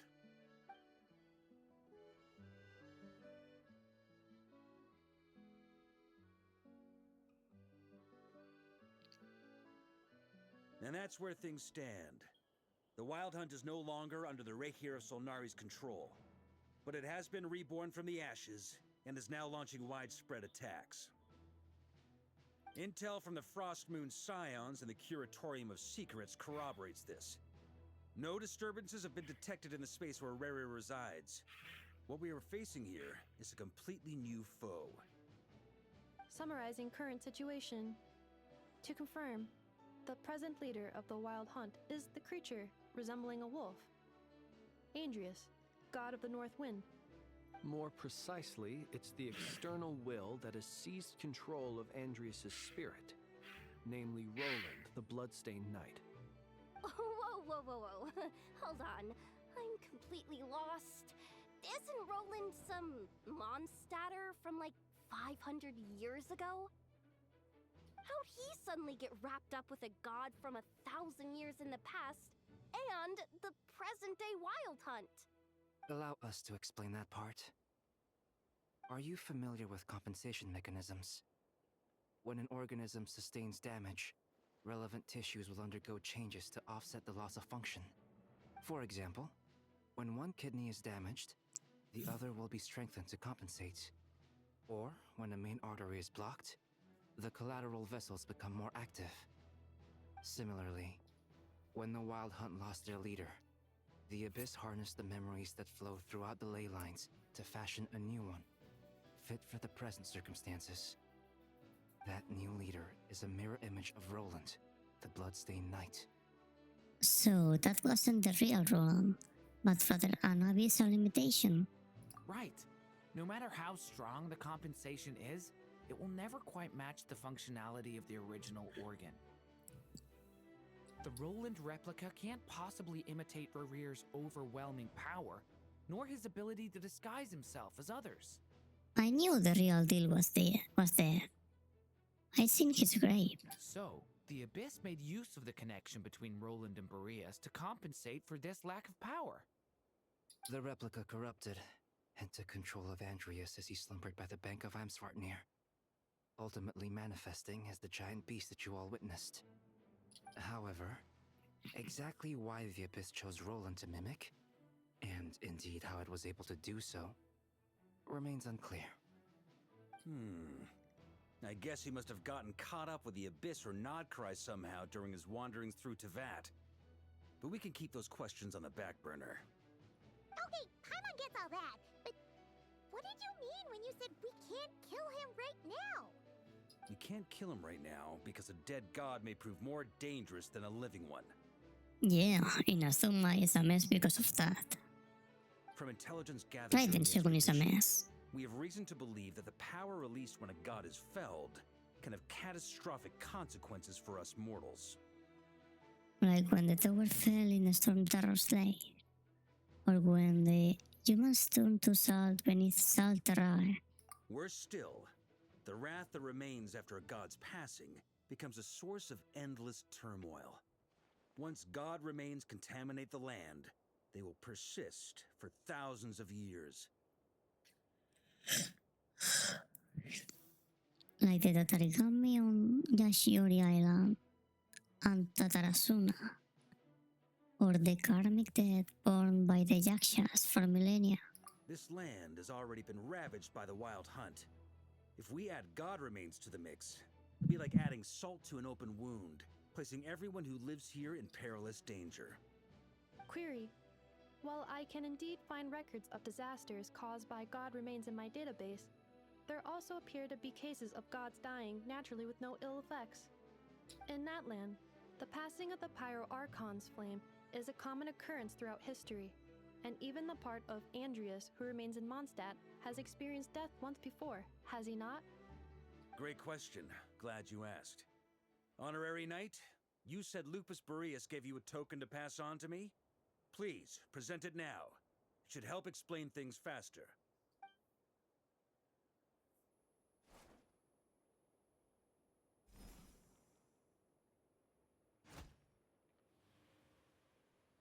Come forth, Boreas!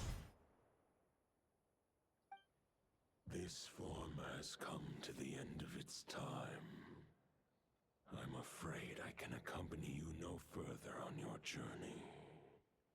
My soul will fall into silence, and my power will flow into the ley lines of this land. Perhaps this is all that a wolf can hope to do for humankind. Do not grieve for me, for this is the end I have chosen. Instead, remember that one day, your wandering too must come to an end. Where and when shall that be? A final wish before I slumber.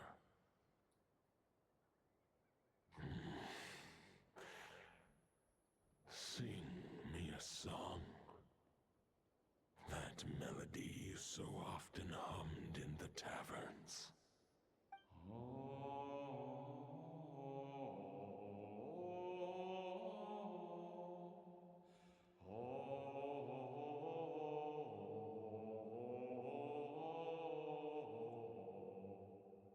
What was that? You saw it too. You must have keen powers of perception. Not that it surprises me. That was Boreas' final thoughts before merging with the ley lines.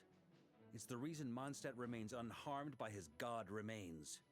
In his final moments, he made a choice to give everything he was to the ley lines. All to protect Mondstadt from harm. Sounds like Andreas spent thousands of years searching for his place in the world, too. Yes. And now our task is to return the answer he found, the decision he made, to Andreas' heart.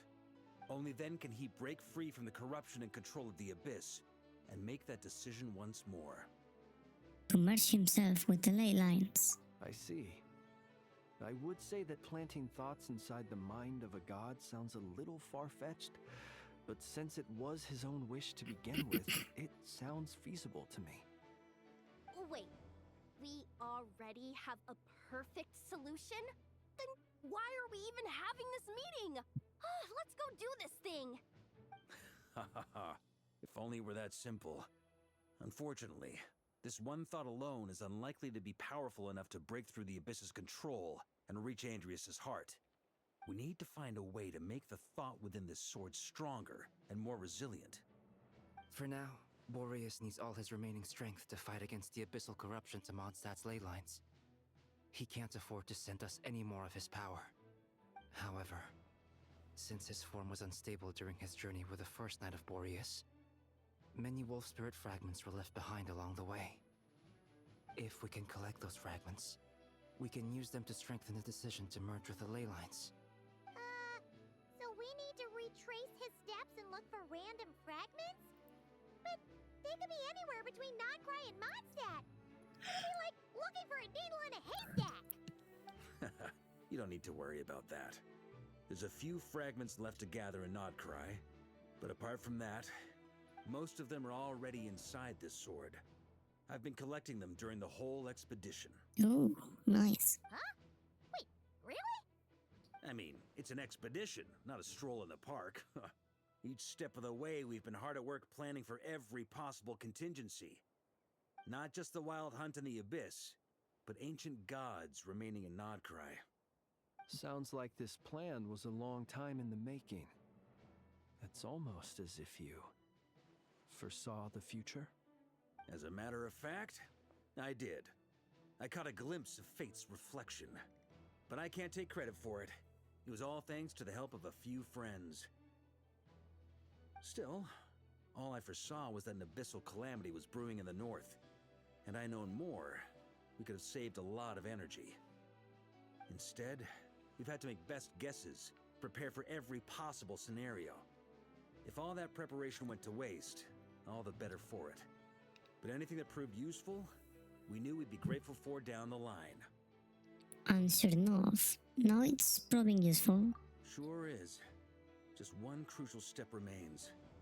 We need to gather the last few wolf spirit fragments scattered around Nodcry, and use them to make the thought within this sword as strong as it could possibly be.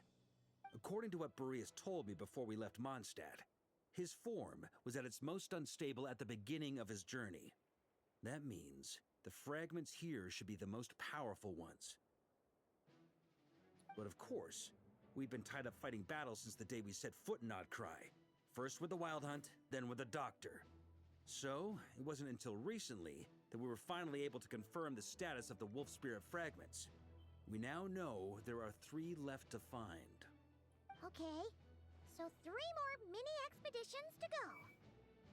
I managed to gather 1 fragment before Roland reappeared. I also have a confirmed location for the second, which I'll take care of in short order. As for the 3rd fragment, we've identified a general search area to focus on, but we'll need all hands on deck to pinpoint the exact location. Whoa, you've made a lot of progress already. The final snag is that since our foe is a replica of Roland, he too will be aware of Andrias' history. He's sure to try and sabotage our plans by any means at his disposal. So everyone needs to bring their A game. With our foe being from Mondstadt, it's our duty as Mondstadters to defeat him. And since the Wild Hunt is involved, the Lightkeepers will provide their full support. The Clink Clink Krumkake craft shop will also help in any way we can. So what do they need me here for?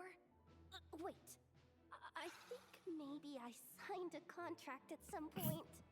Didn't exactly scrutinize it though. I mean, who actually reads those things anyway, right? Ah, great. Knew I could count on you all. Lastly, our friend from the Curatorium of Secrets will provide intel and relay battlefield communications. Looking at you, Yehoda. So, you'll be darting back and forth across the battlefield, dodging the Wild Hunt and the shadow of an ancient god. I'm impressed by your courage, Miss Yehoda. Yeah, so courageous. Rating for Yehoda updated. Higher quality ingredients will be used to prepare your future meals. Darn it! I should have known this payday wouldn't come that easy. I'll deal with the second Wolf Spirit fragment, which we already know the location of. The moment you make any progress with Fragment 3, be sure to give me an update. Traveler, could you join me in retrieving Fragment 2? I have a feeling that your unique constitution might come in handy. Sure, I was just about to ask what my job was. All right, time is of the essence. Let's move out, people. Dismissed!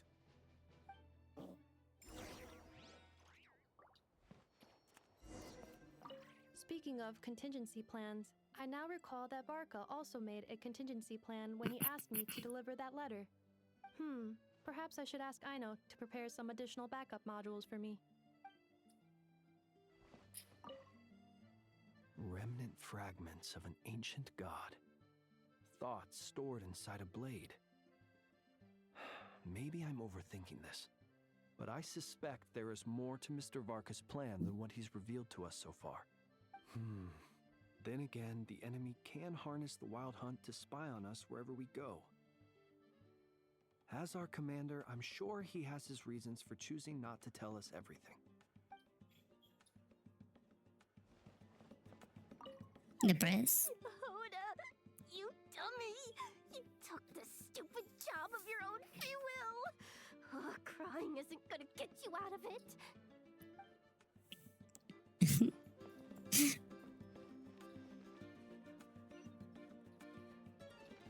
Where's that? Okay.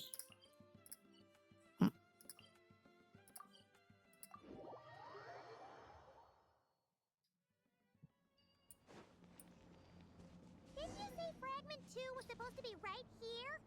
Where the heck is it? Seems like we've run into a slight hindrance. Can I leave this to you, Honorary Knight? Yeah.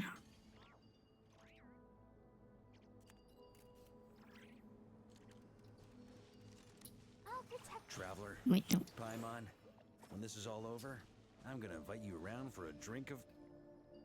Whoa! Stop thinking about Mondstadt's wine and keep your head in the game! You can't be daydreaming about alcohol before a battle! Huh? Wait, All right. I didn't want trying to do lift our that. spirits a little. You want to see some photos I took of me and the knights before the expedition, maybe? Shut up! Can we please just focus on finding the wolf spirit fragment?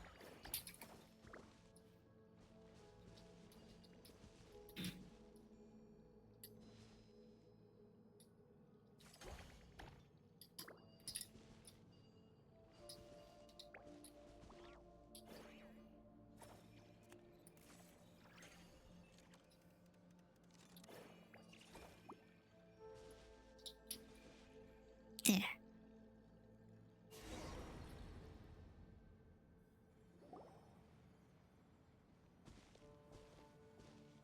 this what we're looking for? What do we do with it?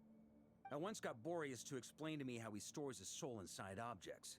All I need to do is transfer it to my sword. Just like back at the camp, but this time, you'd best step back a bit, just in case.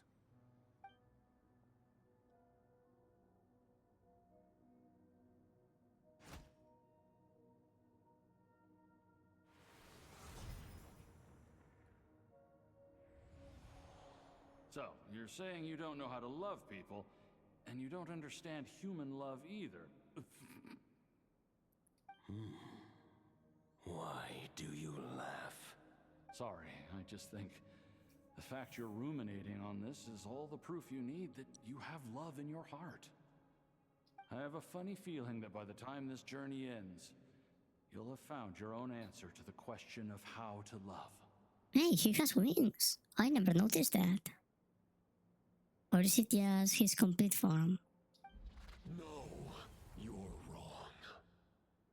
There is no redemption at the end of this path. Even if I am stained black with blood, my conscience will remain as white as snow. If pledging allegiance to the Abyss is the only way to sever the injustice of fate, then I shall serve in its name.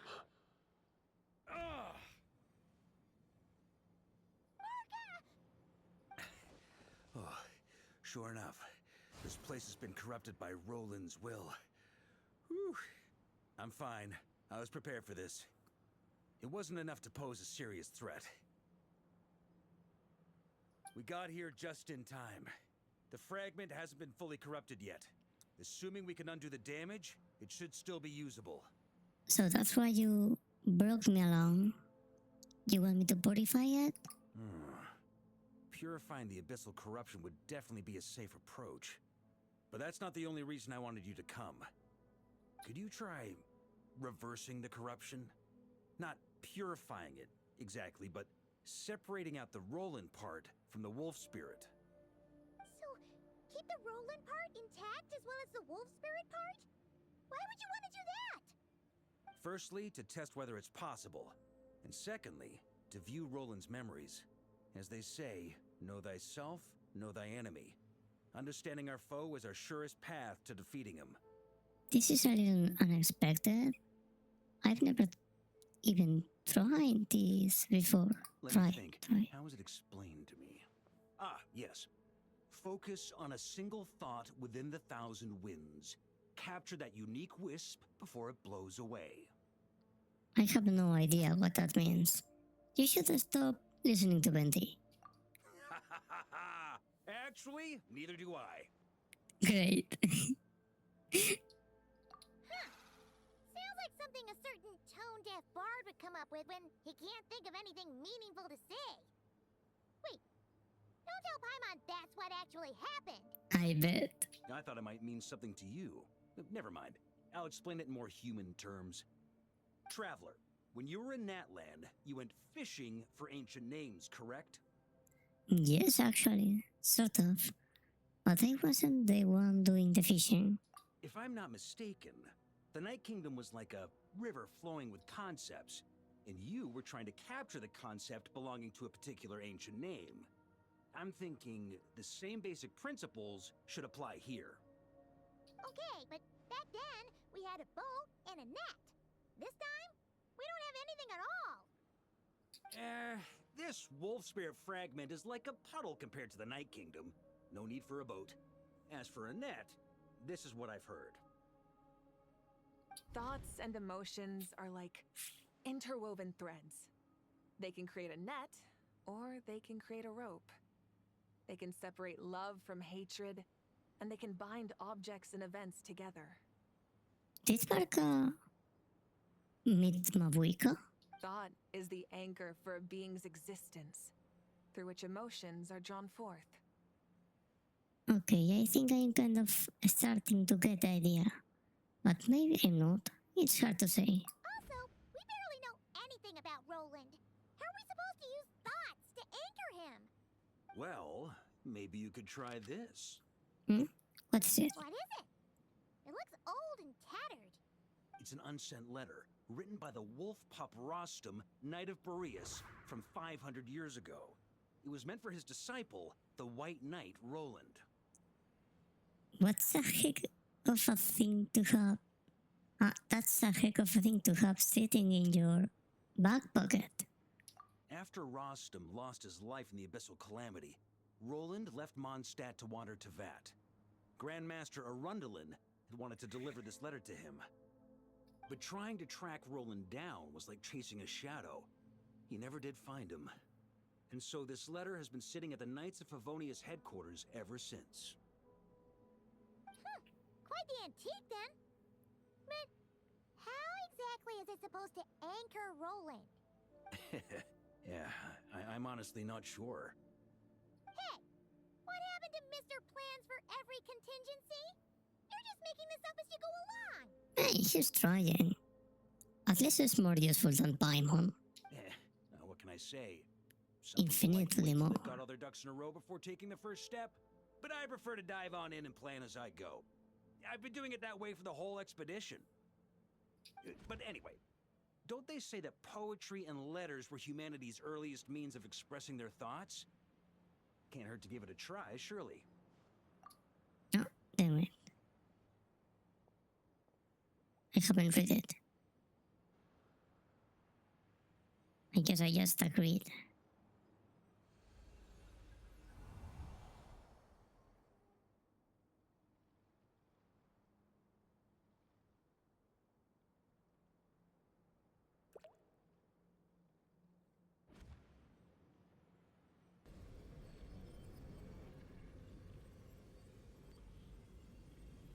Whoa.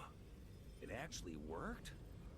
You really are making this up as you go along.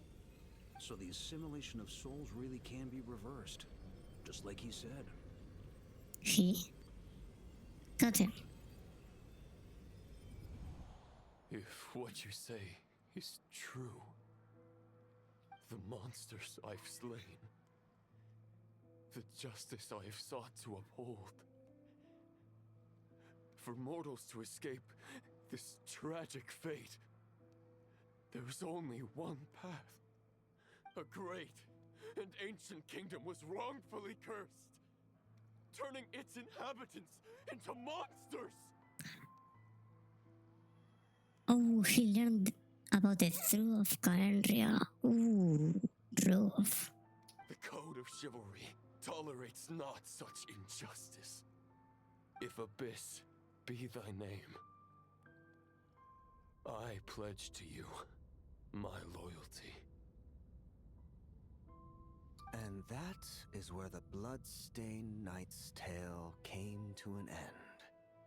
With that, he bade his humanity farewell. I dare say you must find it quite ironic, Knight of Boreas. Was that Dane's brother? That I? Dainsleif? No, No. It bore a striking resemblance, but that wasn't him. his brother. While we gazed into the past, he was gazing right back at us. Could it be? The visionary. Bedfalnir. So that's what happened. After leaving Mondstadt and wandering the land, Roland ventured underground and saw a revelation from the visionary. Once he had learned of Conria's fate, he saw the gods' judgment as the greatest injustice.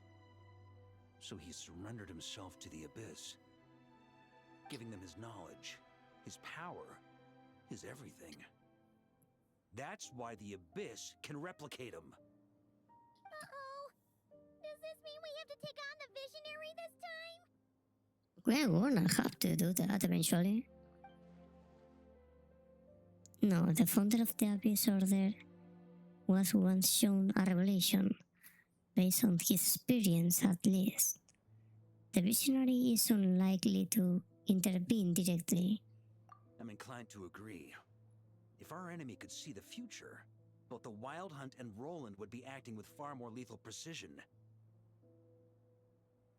But even without the Visionary's input, Roland still has an intel advantage we can't afford to underestimate. Every minion of the Wild Hunt serves as Roland's eyes and ears. We need to think one step ahead if we want to outmaneuver him. And on that note, I have a plan I want to discuss with you. Now, why didn't you bring it up during the meeting? Well, the fewer people who know, the less likely it is to get leaked. Besides, it wasn't a fully formed plan back then.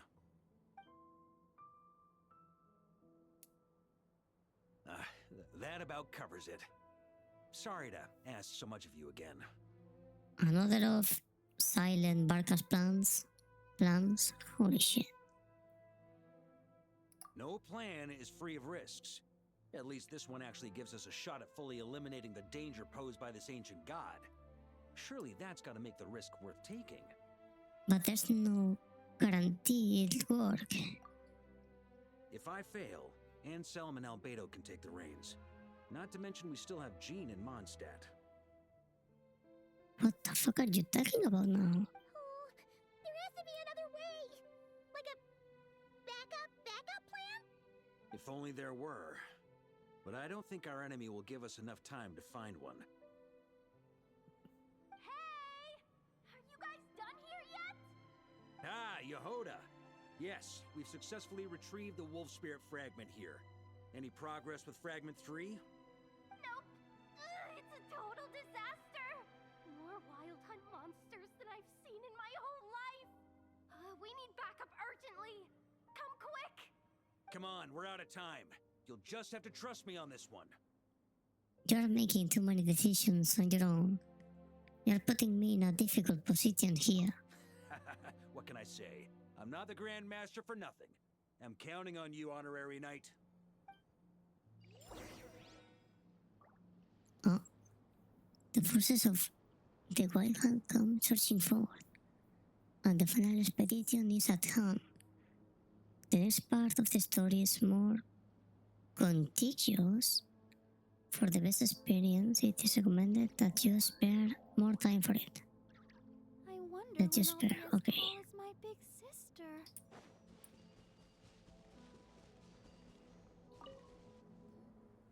Fill me in. What's the situation? We ran into resistance almost as soon as we set off. Albedo said we should split into 2 teams and continue searching while he and the others kept the Wild Hunt occupied. Good call. Locating the wolf spirit fragment is our key objective. I would have made the same decision. Well, it seems the enemy figured as much too.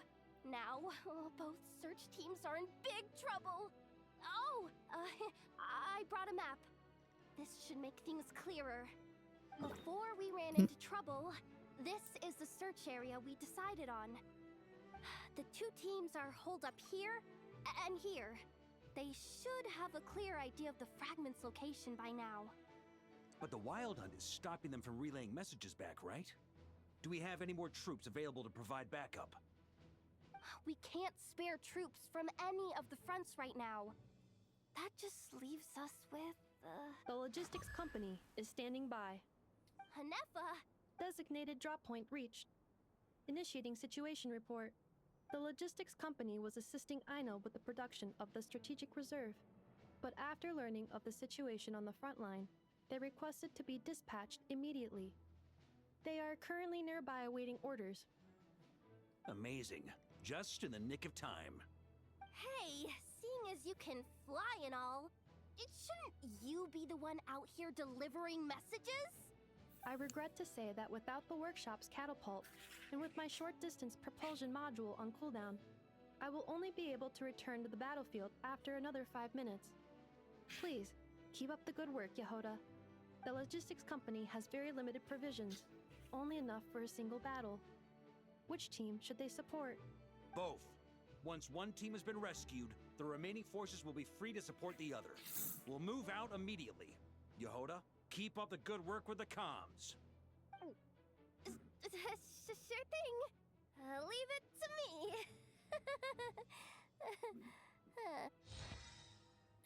me. Explosives. Ambushes. Okay.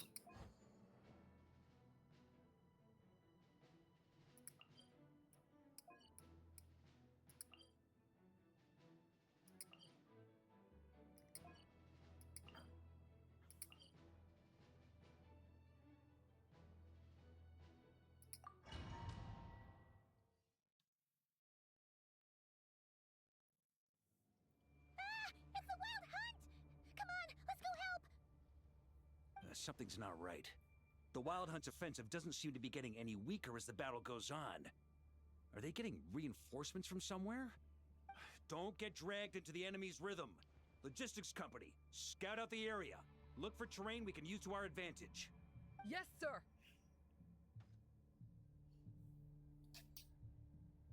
Reporting in, sir.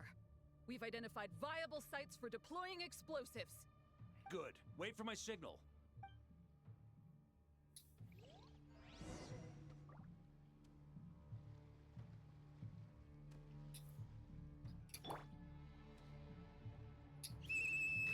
Logistics company, deploy!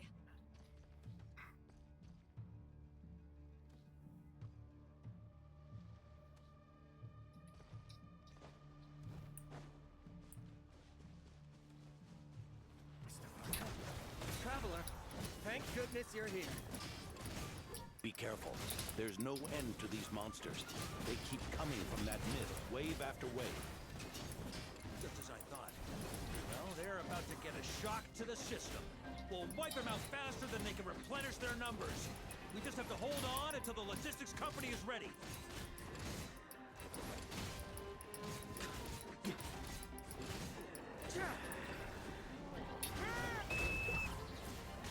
Is that the signal to say they're ready?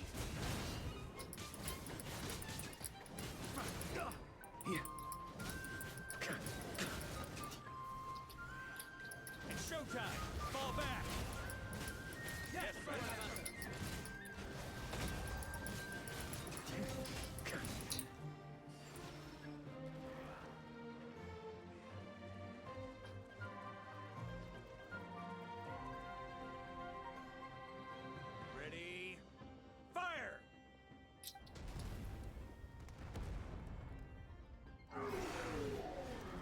Fuck you. The enemy has sustained heavy casualties. Should be a while before they're strong enough to pose a real threat again. Brave knights, on behalf of the Lightkeepers, I thank you for your assistance. There's no need to be so formal. When it comes to the Abyss, we're all in this together. Now, please tell me everything you've learned. Very well. We've narrowed down the search area for the final fragment to this zone here. That's not exactly very narrow. Huh? Iluha? A 902? We split the search between us and the knights. Maybe they'll be able to narrow it down further? Either way, I was about to go lend them a hand next anyway. Can I count on your help? It would be our pleasure, Mr. Varka. We've run right through our supplies. We'll stay here and deal with any wild hunt that tries to stage a comeback. Now that they've lost their numerical advantage, they're no match for us. Focus on supporting the other team.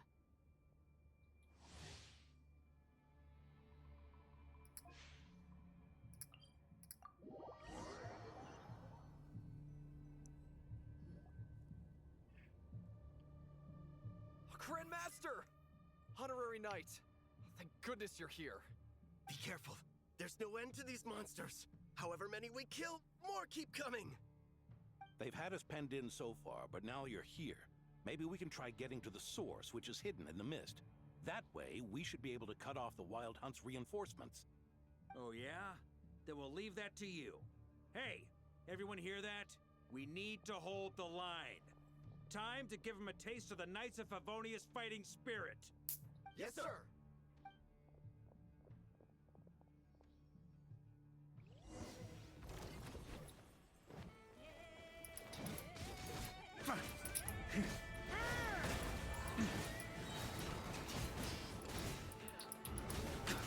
On me.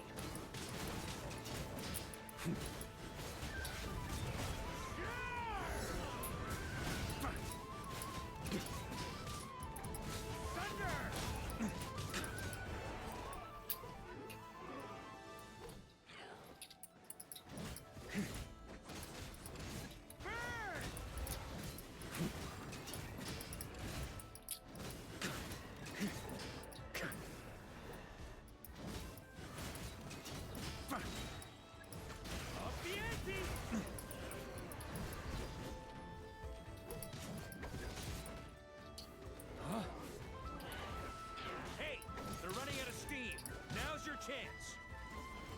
Affirmative. Sorry to keep you waiting. That's their source. It was hidden in the mist. If we destroy that, the Wild Hunt won't be able to summon any more reinforcements.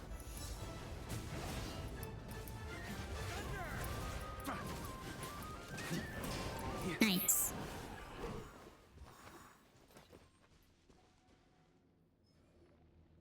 Ooh, I'm glad that's finally over. Use this time to catch your breath and fill me in on everything you've learned. Yes, sir. We've narrowed down the search area for the final fragment to this zone here. Yes! Now it feels like we're finally closing in on our target. I'll say. We're sure to face fierce resistance from the Wild Hunt, though. Do you still have the strength to keep fighting with us? Absolutely. Good to go, Grandmaster. Much obliged. All right, the target is just up ahead. Move out!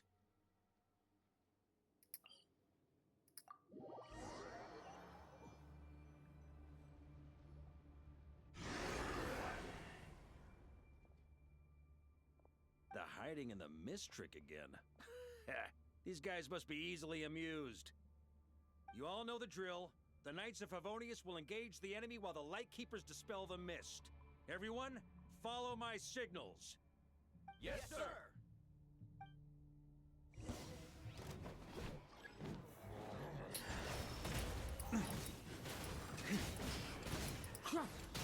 Lightkeepers, prepare to dispel the mist.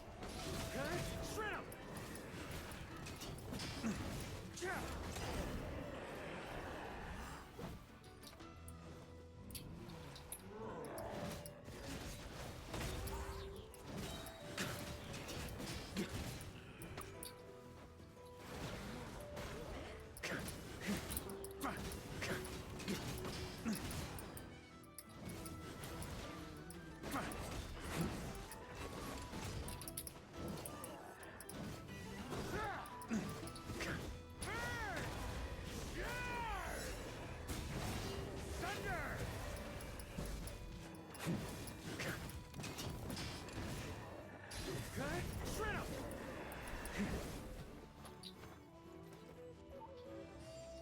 On me.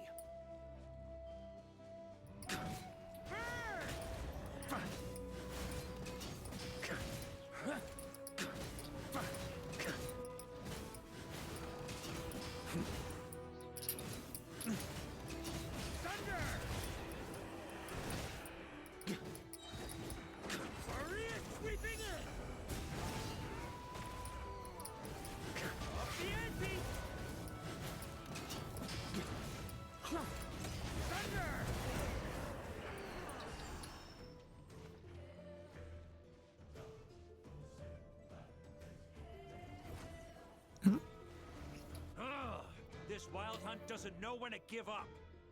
Varka, you go ahead. Traveler! Go on ahead. Mr. Varka, leave this to us. Just like last time. Only a Knight of Boreas can deal with a wolf spirit, right? Don't underestimate us, Grandmaster. We can hold our own. And I'm here too. Now hurry up and go. Ha! That's the spirit. Stay on your toes and make the Knights of Favonius proud. Either we all march back to Mondstadt together, or no one does.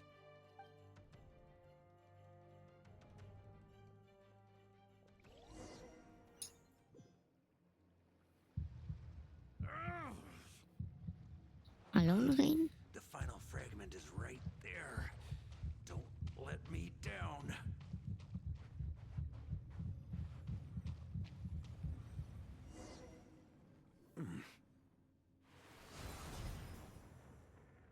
It seems you have collected them all, Knight of Boreas. Yeah, and with no corrupted fragments or ambushes along the way. I have to commend your chivalry, Sir Roland. A true knight does not resort to underhanded tactics.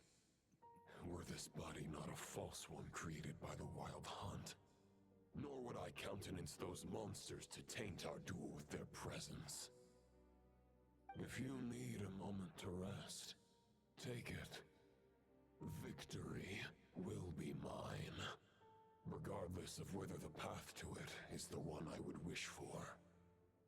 Save your breath. If you want to fight, let's fight! As you wish.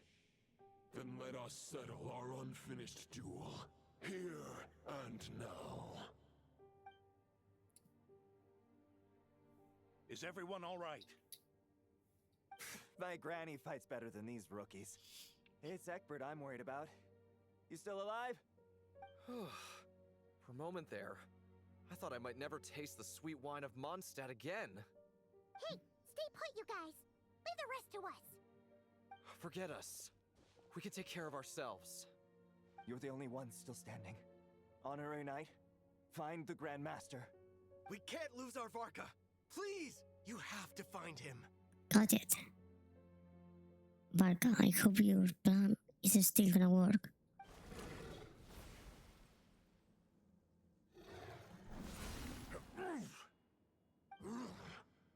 You're holding back, Knight of Boreas. I can tell you do not wish to strike me down. This duel does no justice to the way of chivalry.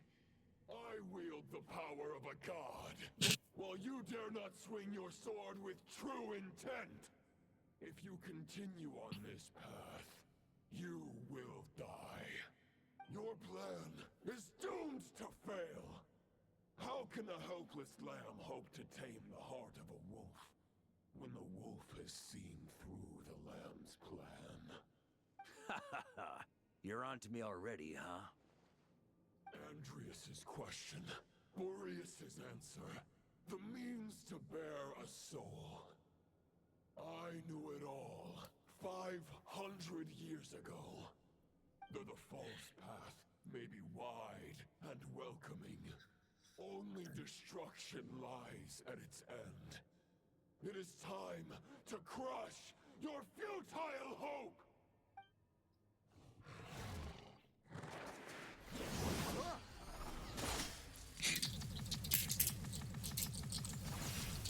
I fuck. Fuck. It's over. Your sword lies eyes shattered. The wolf spirit and the thoughts you blindly placed your faith in have nowhere left to dwell. Join me. Pledge your allegiance to the abyss, Knight of Boreas. One day you will understand that the only righteous path for those of true virtue is the path of darkest truths. For the next part, it's over to you. Outlander who caught the wind.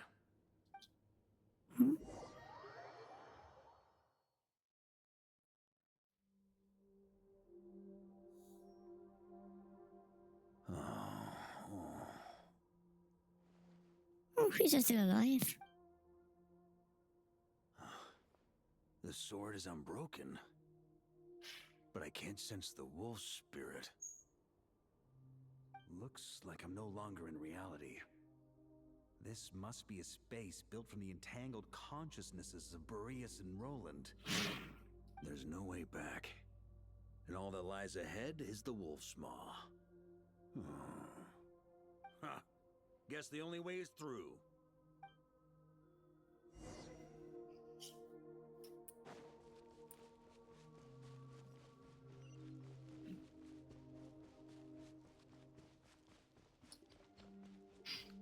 A Favonius sword?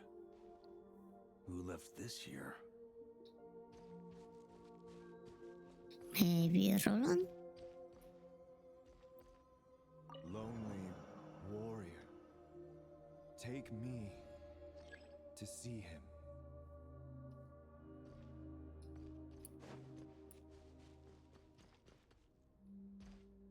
That wolf. I've seen it before.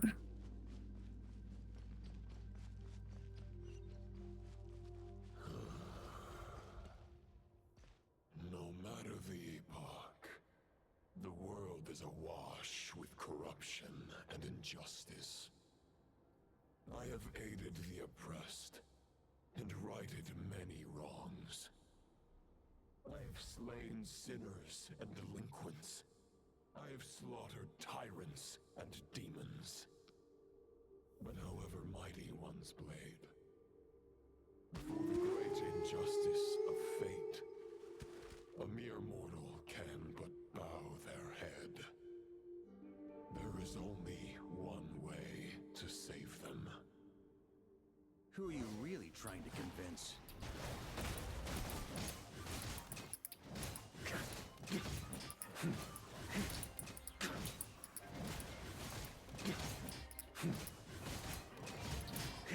On me!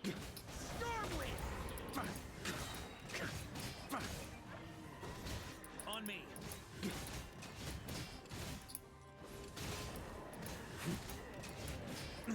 Huh? On me! Stormwind!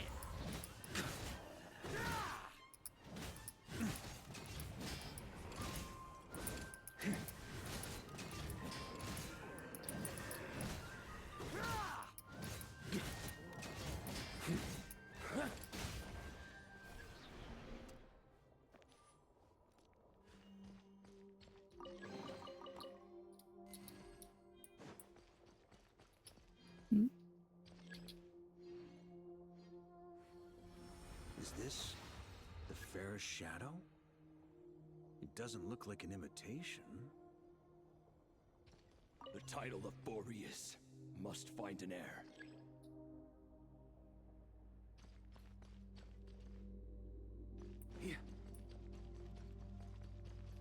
Wait, I'm faster. Nice. On me!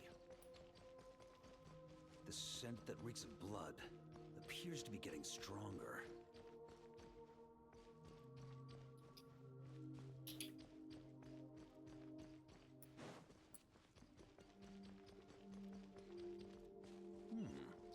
Looks like I can just jump right over these obstacles.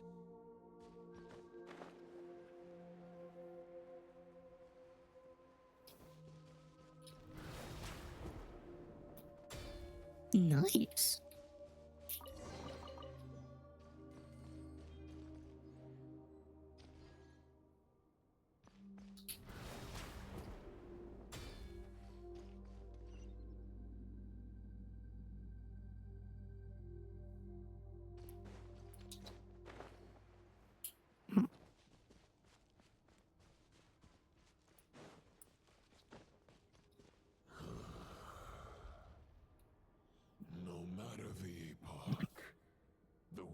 is awash with corruption and injustice.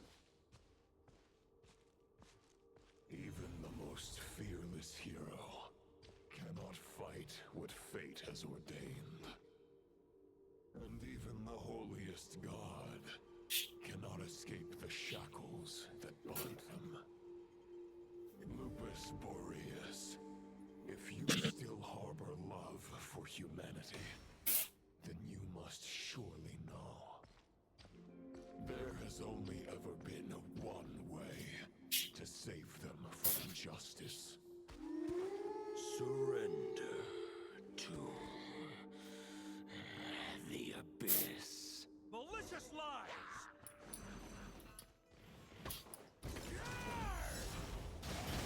On me! Stormwind! His sword is different now. Wait. There.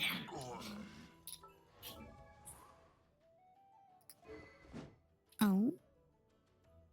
Guest of the Mighty Wolf. Yeah, this is more fitting for him. I like it.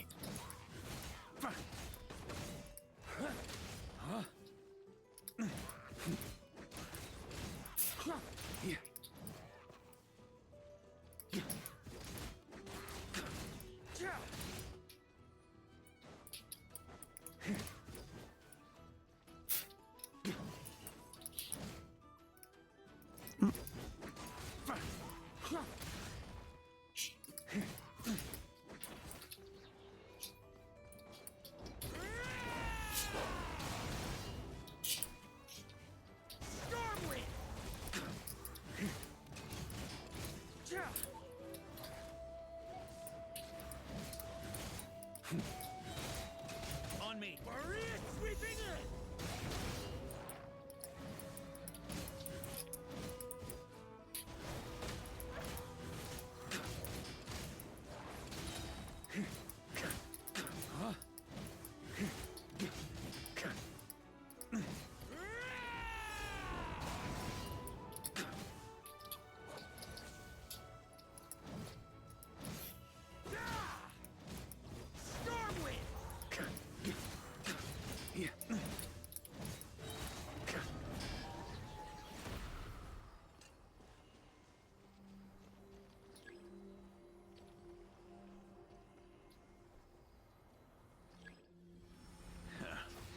My old friend.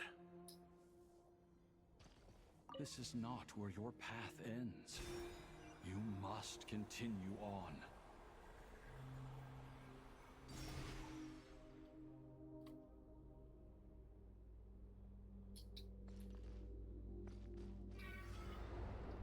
This wind feels less than welcoming.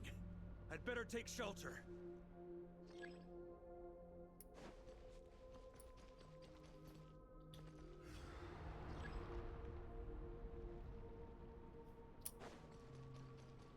Ah, fuck.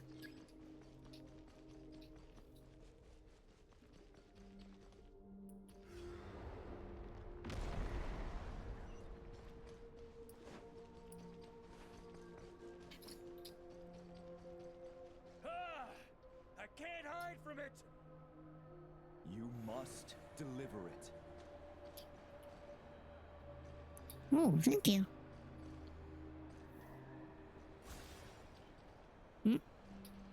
Yep. Hello, Mishiro. Cannot end here. This is Barca's history quest. It's really good. You draw near to the heart of the wolf. Hey, my boosts.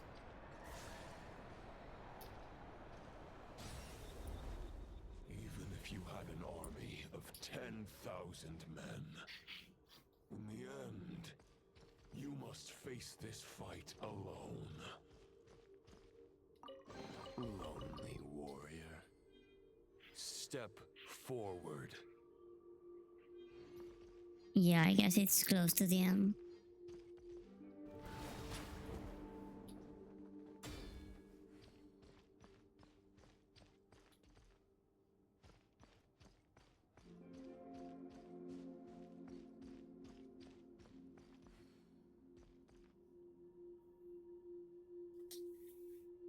is this?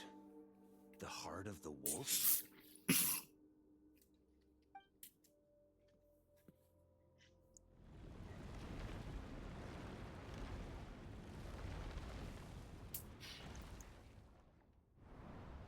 Oh?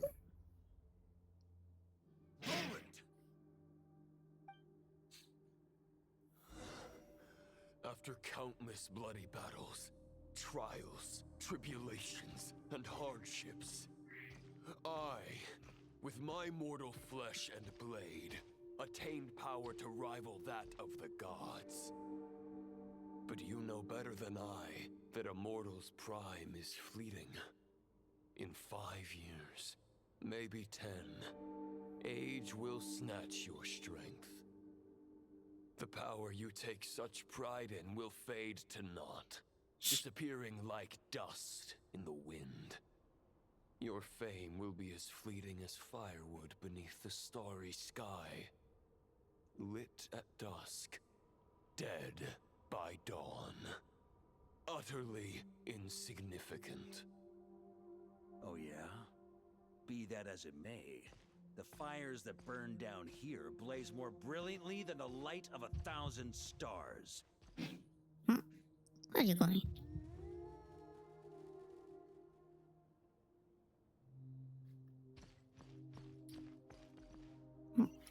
They blaze for but a moment. 100 years from now, your earthly flame will be long snuffed out.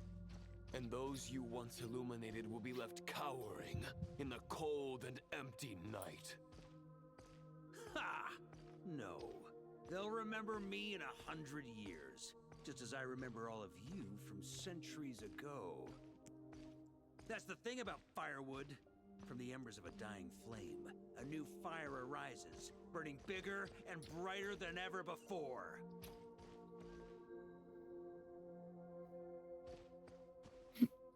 You're tired.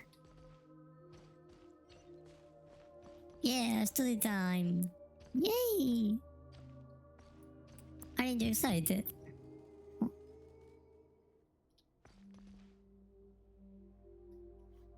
knight's duty is to save others, not demand things from them. How can one call themselves a knight while placing their hopes in generations to come? Well, Can as you long as I stop put an moving? end to you here and now, I won't need to rely on anyone else. Now, show yourself, Roland! Put an end to me? Your body and mind are already at the limit of what they can bear. It is only a matter of time before they yield and crumble. But if this is your final request...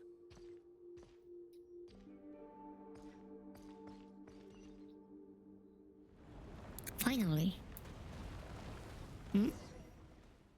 I shall do as you wish, Knight of Boreas.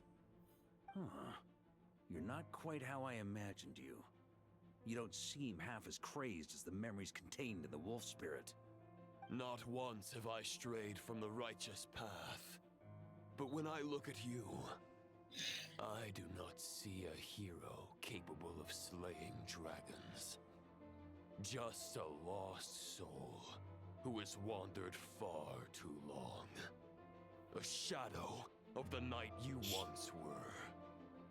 I guess we have that much in common. Neither of us are at our peak. The ray here of Solmari's forces have been defeated. And the Roland you see is but an imperfect image cast by the Abyss. I wield the power that Roland did at his peak, but my heart and mind remain frozen in that blood-stained moment.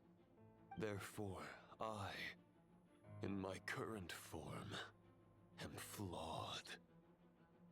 A knight cannot bear their own stagnation. Yeah, but there's the asleep sooner, or you will collapse eventually. After redeeming you from injustice and guiding your surrender to the Abyss, I shall rectify myself. and continue to follow the knightly path. Huh. The world out there can bear no more of your torment. Your obsession, clearly, remains exactly as I had imagined. I suppose there's no chance to make you see the light. No words can make a knight doubt his convictions, no matter how noble they may sound. Neither of us will sway the other, but you have long known this truth. Otherwise, why would you pin all your hopes on Boreas' single thought? But now the blade that once housed the wolf spirit has been shattered, and all you hold is a phantom that bears its form. You no longer have the means to change the situation, and no one will come to your rescue. This place shall be your graveyard, lonely warrior. Huh. Maybe you're partly right. But I think I might just have a shot at a rescue. What do you mean? There's only one person's mind I need to change, and it isn't yours. Forgetting where we are? This is the heart of Andrias, god of the North Wind.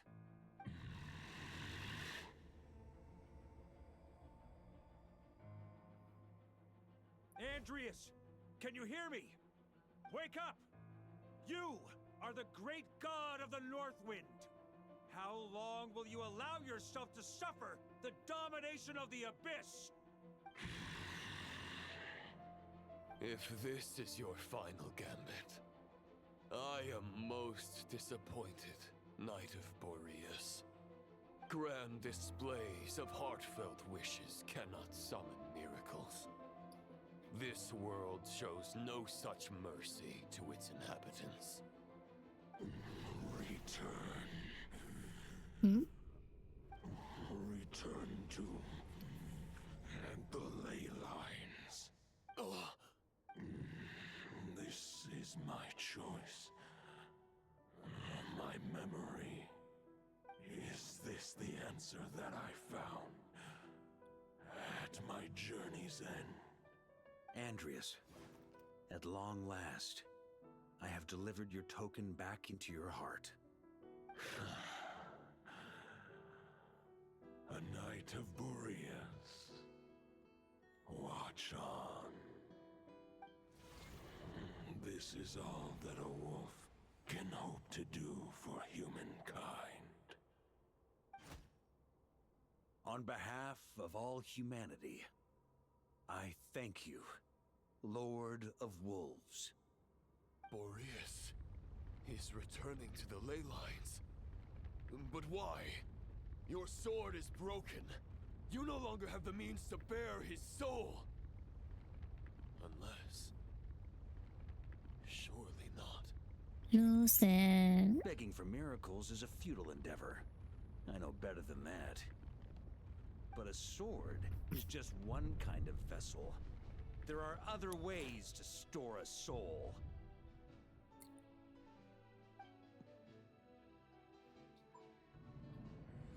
The Dominator of Wolves once bestowed the power of his soul upon his pack, strengthening their hearts and sharpening their claws and fangs.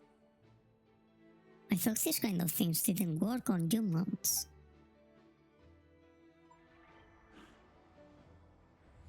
Even if it is not my intention, the soul of Lupus Boreas will inevitably ravage, devour, and assimilate a mortal heart. As if human and wolf were being forcefully merged into one being.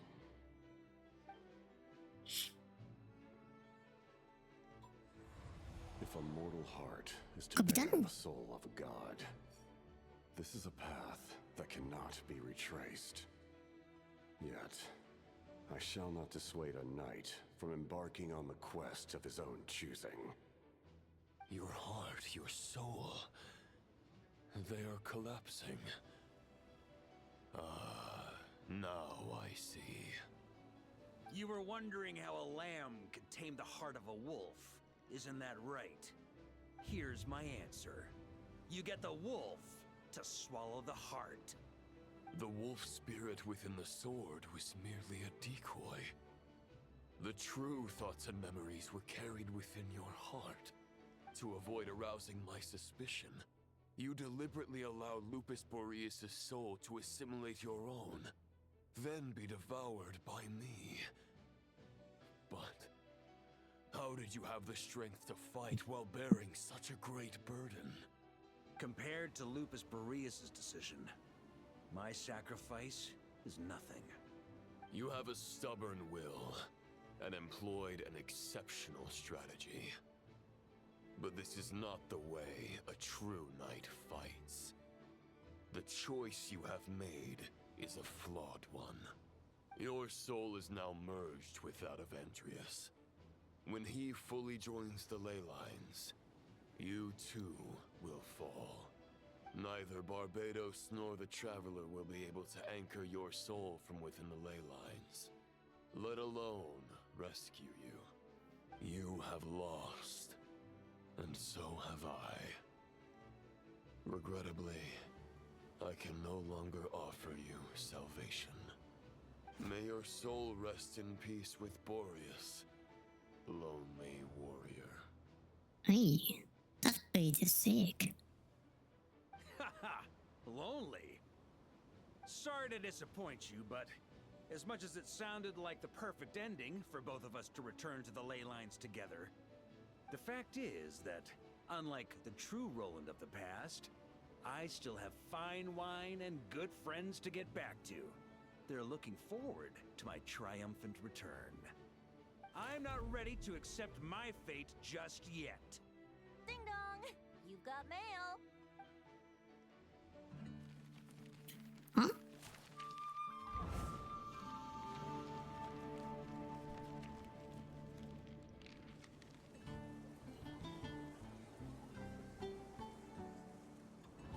Until I return, I leave them in your care.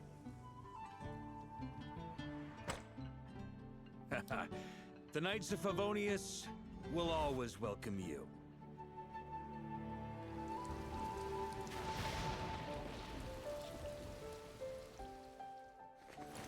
Come on, to Mondstadt. Dear Grandmaster. To Varka. To Varka. Family. No pig call. Oh.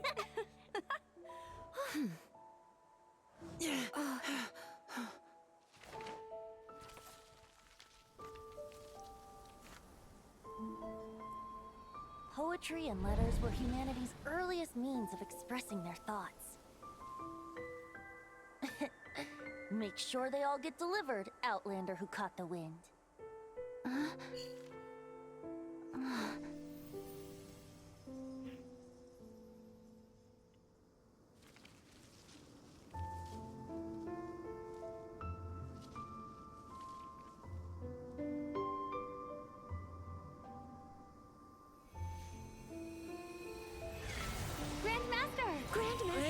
Grandmaster. Master. Varka. Varka. Uncle Varka! Hey, Sarai! For Varka.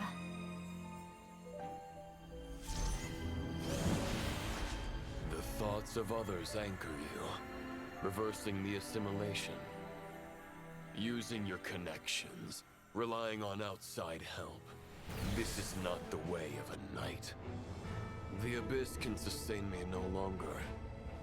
But now, countless souls who died unjustly will emerge to prevent your return. If you believe in your path, then grant them release. Carve your way out through bloodshed. Varka, mightiest knight of Boreas.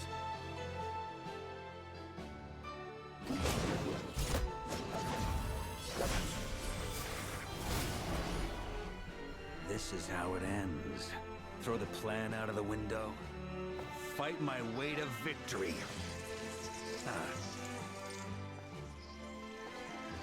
Well, that suits me just fine!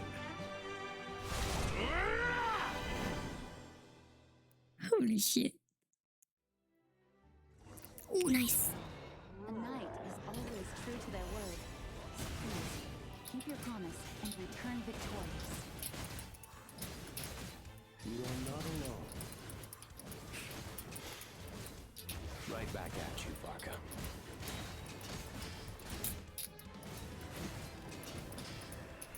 On me.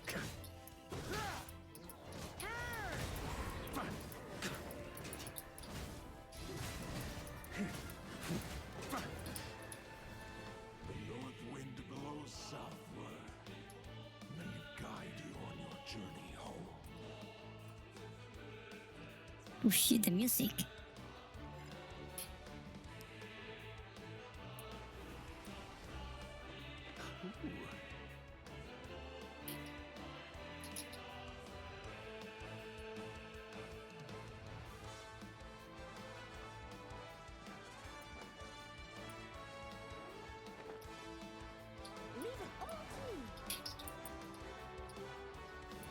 Ow. Fuck.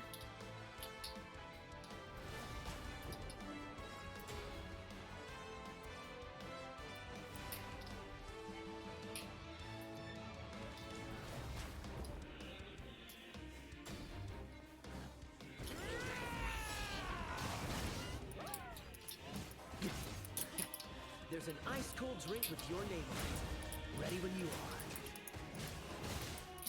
Don't go dying in a place like this, Varka.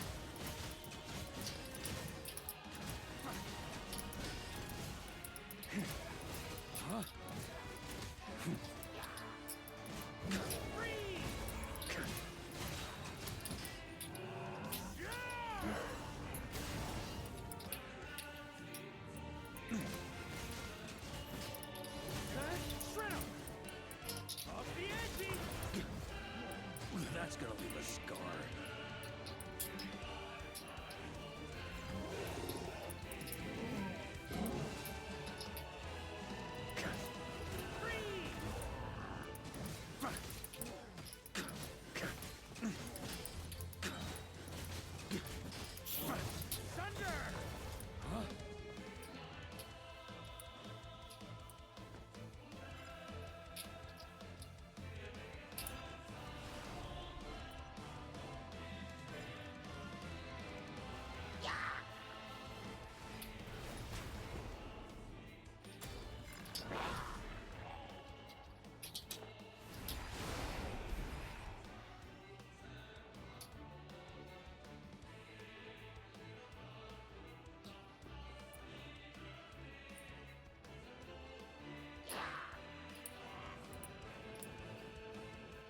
No!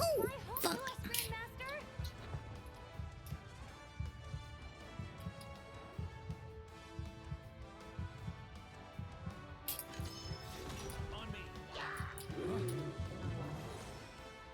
Ah. Spread your wings and soar toward a new dawn. Fate's chosen Lupaka.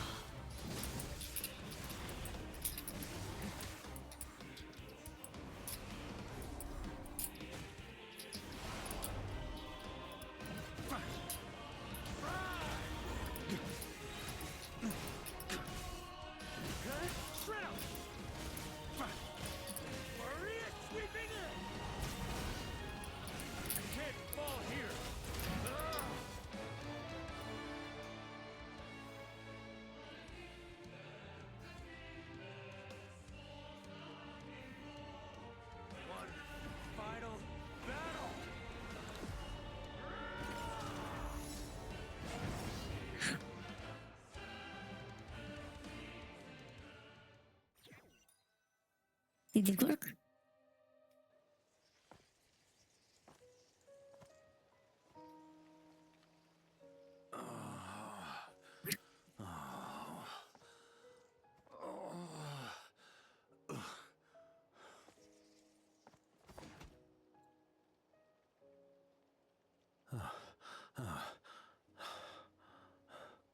Walk forward and do not look back.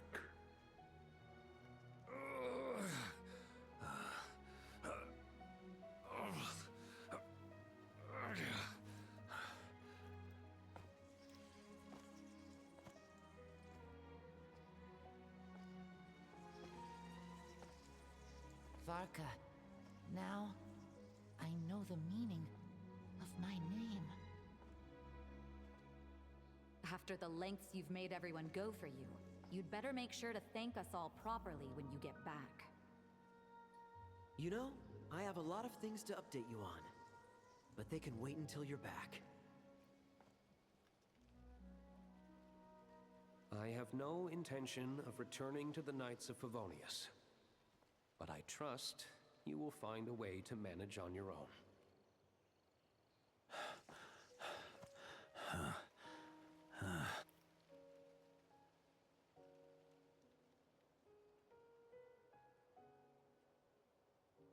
Grandmaster, we're all waiting for you.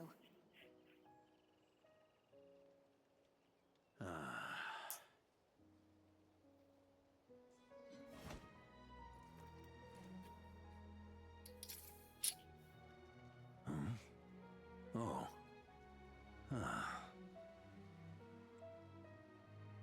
Hmm? I'm not doing too bad a job as Grandmaster, am I?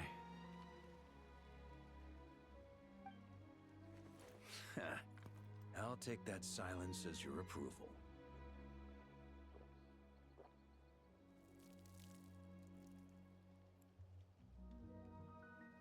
Everything you swore to protect with your lives, it's all still here, safe and sound. The Knights of Favonius, Mondstadt, and the oath sworn by every knight. I'll protect them all with my life. And so, I'll deliver that letter on your behalf.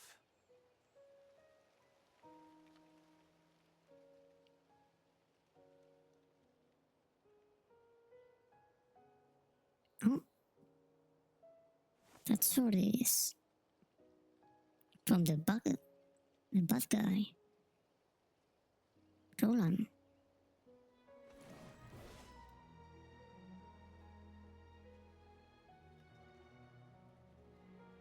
I know it's just a shadow of the real Roland, but if you have the time, could you please read it for him?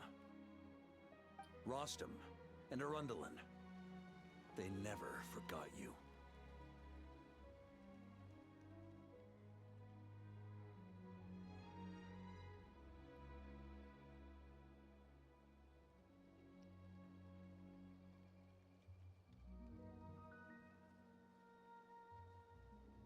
Phew. This has been one long expedition.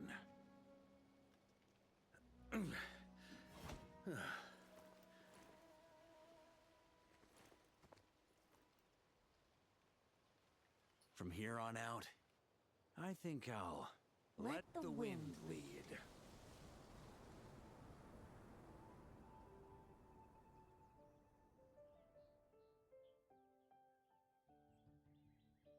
Hmm?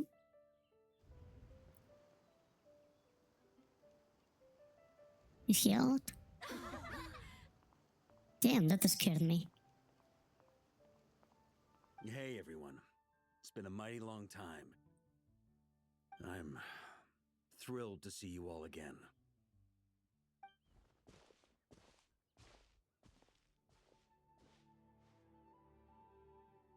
Welcome back, Grandmaster. Yeah, I'm home.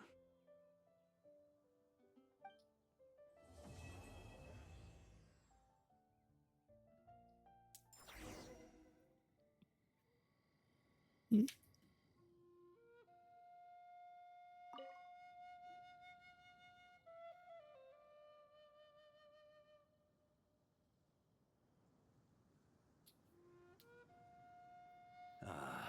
It's been a while since I felt this wind on my face. Just how I remember. So, is there anything you'd like to talk about? Now's your chance before I get dragged off to the office. About the future. My future? Huh. You may already have learned of this from Barbados or the Hexen Circle, but I glimpsed a reflection of the future in Barbarloth's scryglass. Hmm? Yeah, are you gonna poof? We're here to see Barca. That's cool. You saw an abyssal calamity in the north, right? Correct. Although, as things stand now, I believe we may have changed the course of the future, thanks in no small part to you. Still, after I've tied up some loose ends with the Knights of Favonius, I'll need to make another trip back north. There's still a lot of work to be done at the Nodcry stronghold. Ah, he's back to Northcry. Besides, Dang. the first group of knights who volunteered to stay there have yet to be relieved of their duty. How could I simply abandon them? Ah, how noble. But be honest, your main reason for going back to Notcry is so you can dump all your work here on Jean again, isn't it? Wait, seriously? Aren't you gonna say something in your defense? I'm only pulling your leg. You'll be seeing a lot more of me in Mondstadt from now on. It's been a while since I felt this wind on my face. Just how I remember. So, is there anything you'd like to talk about? Now's your chance before I about get... your plan? This sword was just a decoy. I carried his soul in my own heart. That was the plan I was most certain would work. The second half, though, using everyone's thoughts to guide me back out of the ley lines, I wasn't too sure that would work out. You're crazy. All jokes aside, what would you have done if the Traveler hadn't been able to separate the wolf spirit from Roland's influence? Initially, I was planning to have Barbatos carry out that step. But when I approached him about it, he said there was a much more suitable candidate. The Outlander who caught the wind. Turns out our trust was not misplaced. Thank you. But what if I fail? Then, I guess we'd have had to get Barbatos to send a wind to blow me back home. But it would have come at a heavy price, and with no guarantee of success. Besides, I'd rather not have him expend that kind of power. Invoking the power of an Archon. How steep a price are we talking? It's a good question. A glass of the finest dandelion wine, perhaps? No doubt I'd have to pay for it with a secret stash of cash in my office. Just a glass? You're dreaming if you think it would have come that cheap. It's been a while since I felt this wind on my About face. the expedition? Well, with the shadow of Roland vanquished, the Wild Hunt won't be able to consolidate their forces for the foreseeable future.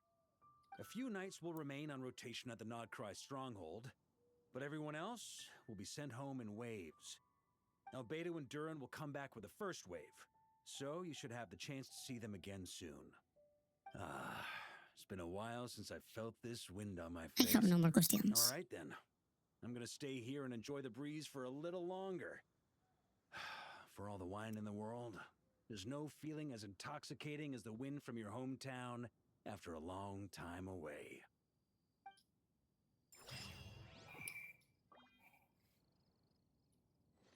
I need to train my Barca. It's so cool.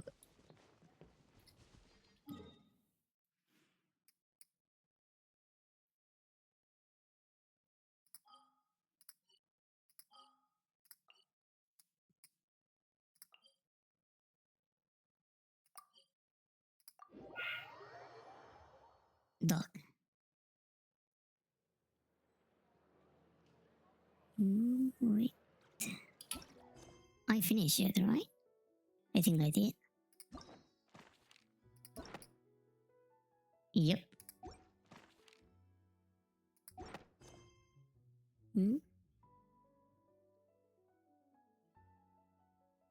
mean the stream? There's more, of course. There's more whole Archon quests. What time is it? Oh, I may have to leave this here. Damn. I thought this would be the last stream, but apparently not. Maybe the next one. I'm gonna do Durin's quest though. Let's see if we can finish it.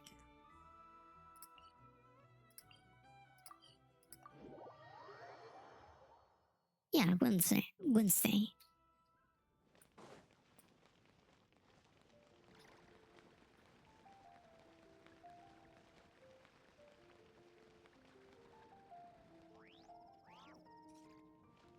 Where's the green?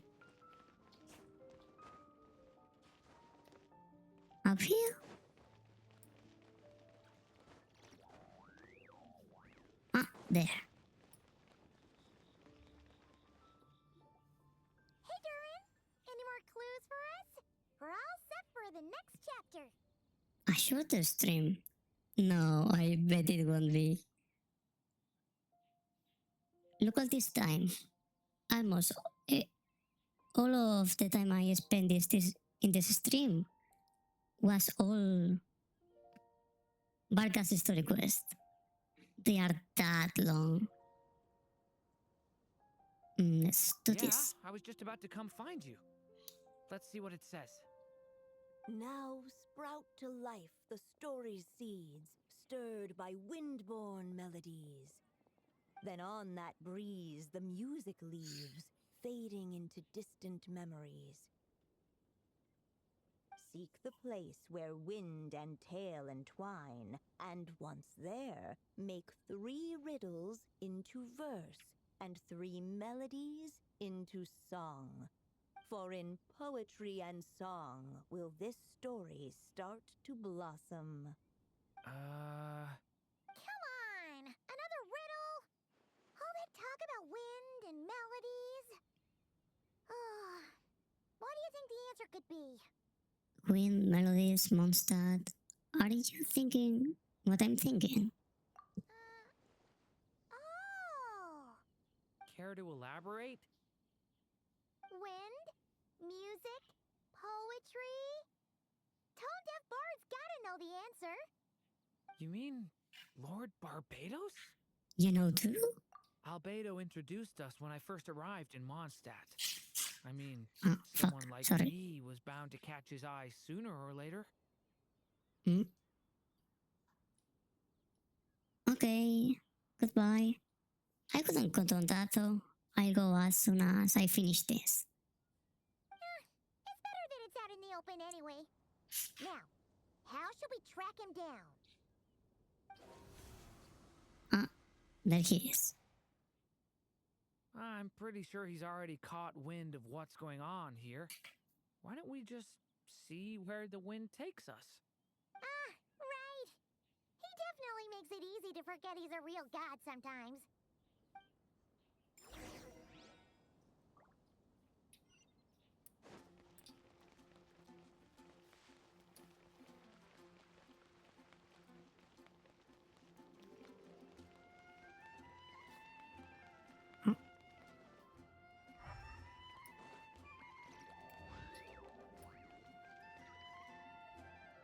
Traveler, Paimon! What a sight for sore eyes! Ah, and the little dragon from the fairy tale world. I heard your voices calling out to me on the wind. Something about needing help with a riddle? Sorry to disturb you, Lord Barbados. Ha! Disturb me? Not at all! To tell you the truth, I'm just as curious about this riddle as you are. Let me take a look.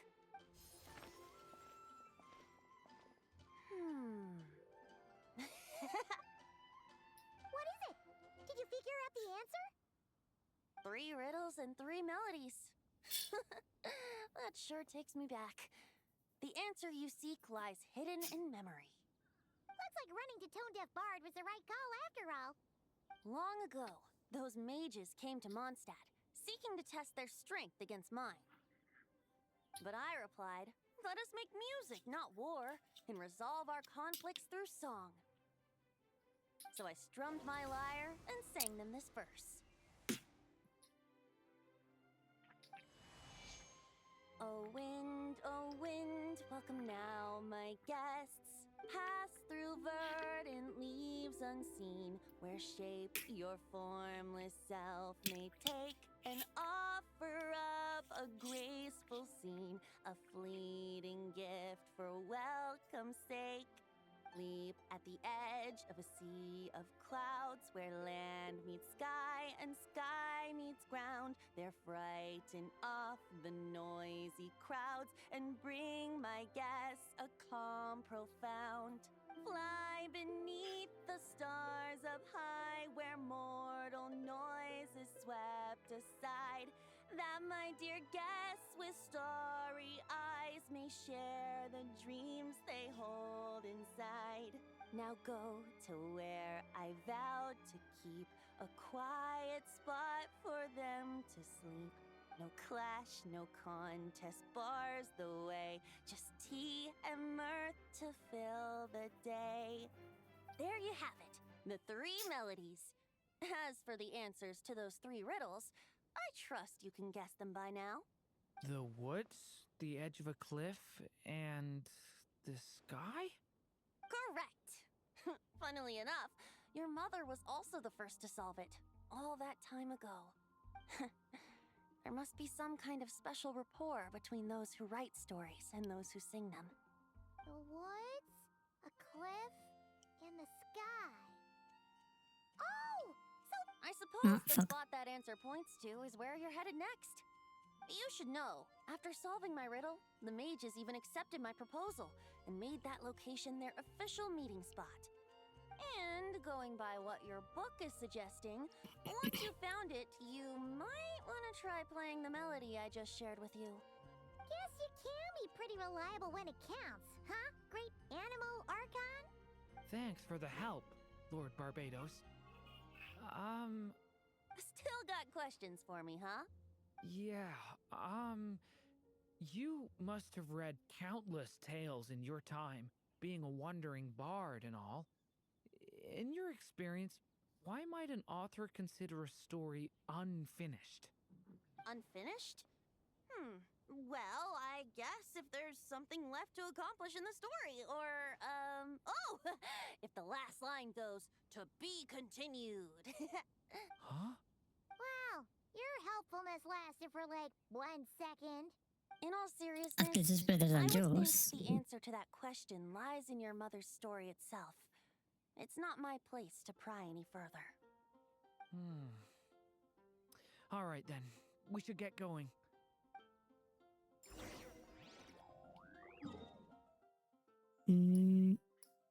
Here.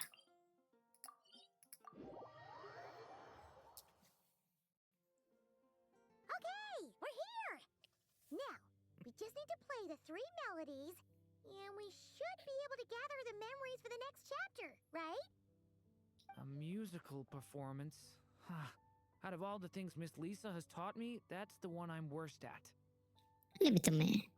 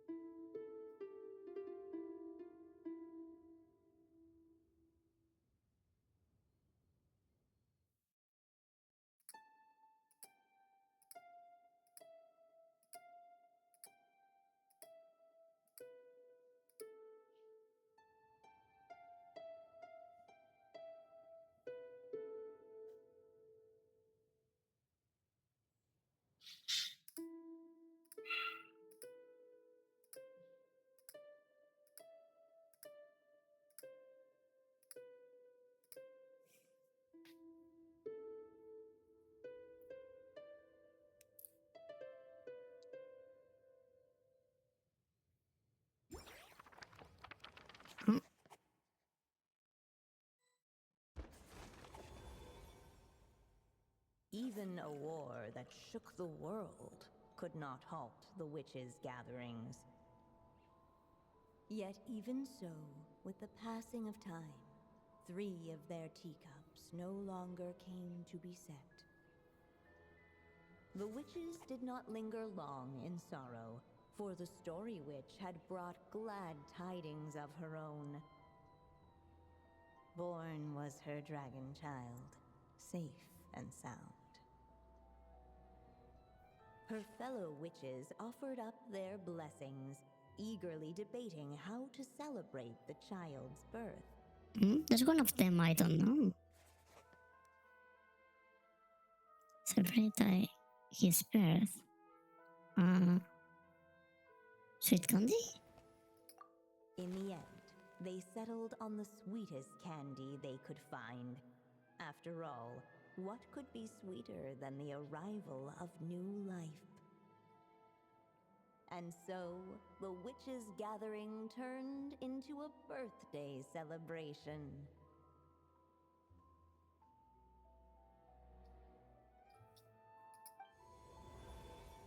Oh. So, we're back in the story world, huh? Are those Dodogos fake too? As if from nowhere, new guests appeared at the witches' table. Perhaps they too had come to celebrate the dragon child's birthday. Yet while everyone else was busy thinking about what kind of gift to offer, these three seemed to have come empty-handed. The audacity. Hardly the recipe for a warm welcome to a birthday party, now is it? A gift? Hey, what's this all about? We only just found out this was a party. While the guests voiced their complaints and grievances, perhaps they should have been wondering what kind of gift to give instead. So, we need to bring a gift to advance the story? Where are we supposed to get something like that? Perhaps it would be a good idea to have a look around. Why didn't you just say so? Huh? Another mini-Dorian?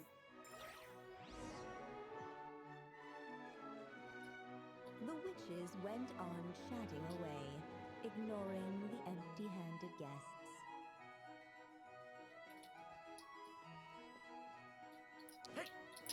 You can't ignore me forever.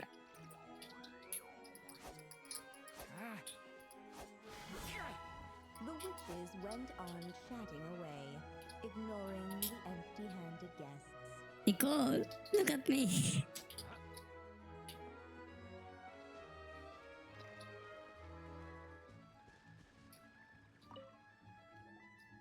Hey, is that the other Durin? It's the storybook Dorian. Hey, Mini Durin! Nope, no reaction. Seriously, did he doze off at his own birthday party? Well, he's a baby. Brought to life by the witch's magic ink, the dragon child played with animated glee each time the tip of her pen danced across the page. Yet she could not spend all her time writing. For the upcoming witches' gathering, she had no choice but to set down her pen. But before doing so, she wrote one last line.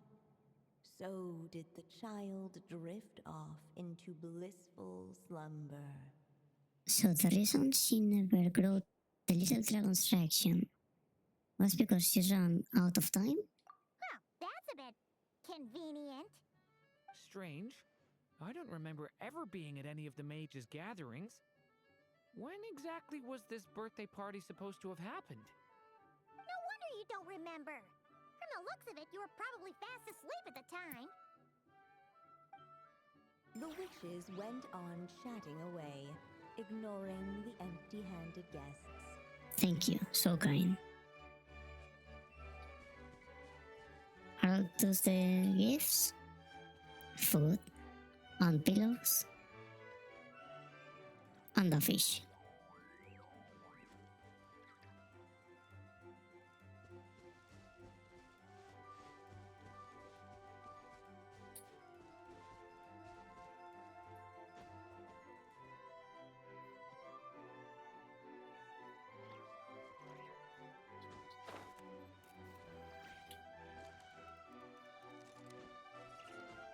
Hey, could we use these as gifts, maybe? At last, the guests found something to give the dragon child. Guess that's a yes then. Which one should we go for? Still, the guests wondered what kind of gift might the little dragon really want. Should they put a warrior's sword in his hand and send him out on an unstoppable quest to save the world? Or perhaps a wandering hero's slingshot and the promise of a life of endless, uncharted adventure. Or maybe even a scholar's tome and the chance to take on all the world's unsolved mysteries. Okay. Wow. That's a lot of pressure all of a sudden. What do you think, Doreen? Oh, yeah. Technically, we're actually picking a gift for you. Yep. So, which one would you prefer? You want me to choose? Yeah. Wow, this feels kind of special. It's your birthday, bro. How come? For as long as I can remember, I've spent most of my time living in the stories my mother created. I always thought my mother had everything written out for me already, just like the toy figures in Constellation Metropole. What I wanted to do with my own future. Huh. That's something I've never really thought about. What did I want back then? This is the first time I've ever asked myself that question. Sounds like this is the perfect opportunity to answer it then. It's been a while since you left Simulanka, and after everything that's happened, it might be about time to start thinking about your future. Then let me give it some thought.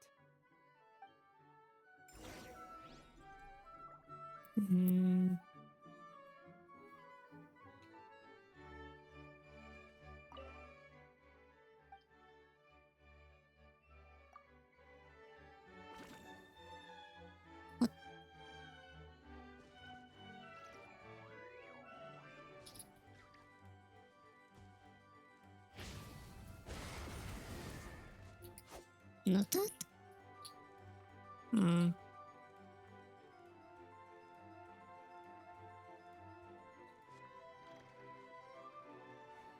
Well, Doreen is actually studying, right? Maybe he wants the book?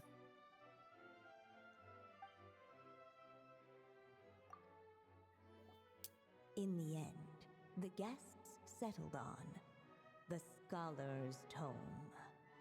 So you're the scholarly type, huh? I just feel like I should learn more about the way the world works. What makes you say that? I'll give you an example.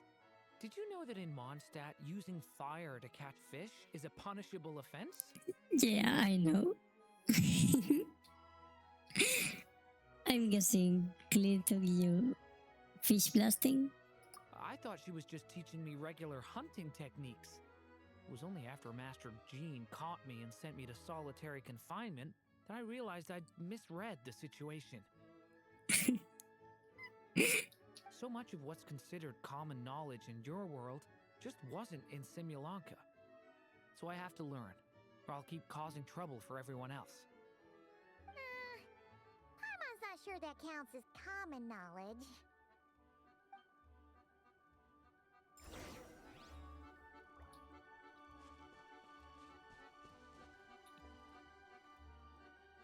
Alright, they should let us in now that we've got a gift, right? Hello there. Brought a gift this time? The newly arrived guest presented his gift, wishing the little dragon a future as a wise and accomplished scholar. Accepting the guest's blessing, the Story Witch invited him and his friends to take their place around the table. Finally, she could introduce them all to her dragon child, telling all in attendance about the moment of his hatching, and of course, the name he'd been given. It was then that the Seer Witch, diviner of the stars, withdrew her gaze from the heavens and turned a sorrowful glance upon the little dragon. You gave him the same name as that evil dragon? That's right. But the life I intend for him shall be very different. What folly to love so blindly. For as you must know, a name is the mirror of destiny itself. He who bears an evil dragon's name must also inherit the fate of its previous owner. His fate has been foretold. Then I'll rewrite it. The witches at the table fell silent, for they knew the seer witch's words had never once proven wrong. Yet, just as clearly, they recognized the story witch's resolve, for there is scarce a force in this world more fearsome than a mother's love. At last, the Merry Witch stepped forward, dispelling the uneasy silence. The one I didn't know is the mother? Is Dorian's mom? Oh, okay. Nothing there. So be it. Never Then mind. we'll all lend a hand. Together, we shall rewrite this child's fate. You mean to defy one of the fundamental rules of this world? I refuse to be shackled by such rules. Besides, this is a witches' gathering, is it not? What could be more fitting a subject for this occasion than to defy them? Oh? Sounds like an interesting experiment. I suppose, were we to succeed in this endeavor, we might bring a touch of wonder to this otherwise dreary sky of stars.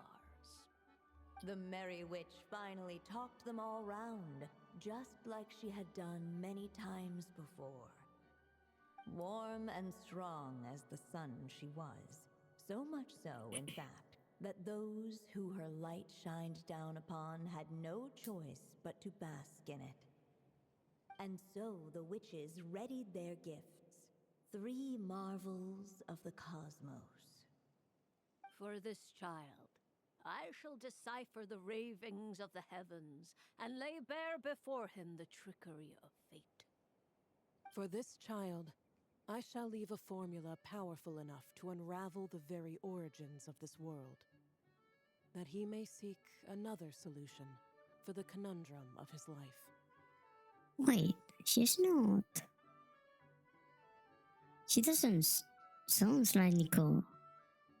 For this child, I shall call upon wondrous magic to make possible his impossible wish. All the story witch had was the pen in her hand, yet with the love that flowed from it, she resolved to bring forth a marvel of her own. For this child, I shall leave behind the last story I will ever write, and with it, a path to an ending yet untold. With the witch's blessings given and received, the little dragon's fate at last began to turn. In the midst of the dragon child's birthday celebration, the seer witch proclaimed her prophecy. The child had been given the evil dragon's name, and with it, the burden of its fate.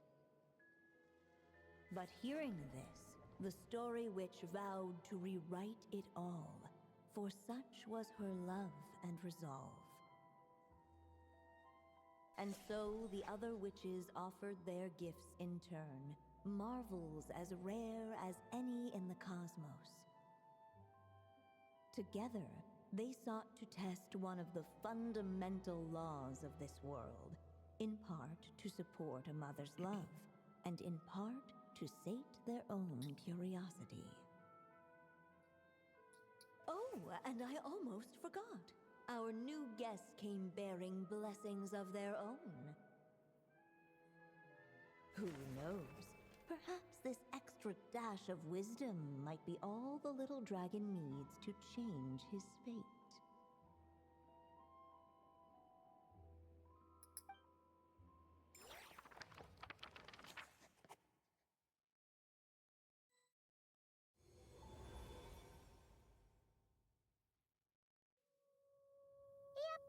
Looks like we've completed this chapter too. Am I gonna have to wait till the next day? Those witches in the story were the mages of the Hexen Circle, right? They sure seem to care a lot about you, Durin. But, Paimon kinda had trouble following their conversation. Just a bunch of mystery as usual. The evil dragon's fate. Oh, is that what you're worried about? But didn't we already take care of that? Yeah, after what happened in. I don't know what happened there. With everyone's blessing. Ah, the mages must have had a hand in that, too. Also, I was just thinking, which part of the story are we even meant to be completing? Oh, The present? That's a good question. it feels less like we're filling in the gaps and more like we're adding something new altogether. But we use the ink, right? And the book hasn't given us any more clues, so that must mean our task is complete. At least for now. Yeah, I guess we're doing something right. Don't worry, even if we run into trouble, we can always go ask Alice. If we can't find her, that is. Maybe I'm overthinking things. It's just, this is my mother's final wish. Well, so I don't know want to mess it up. where Nicole lives. She should know where Alice is. Anyway, thanks for all your help. I'll let you know as soon as the book reveals a hint about the next chapter. Okay then. See you in the next chapter.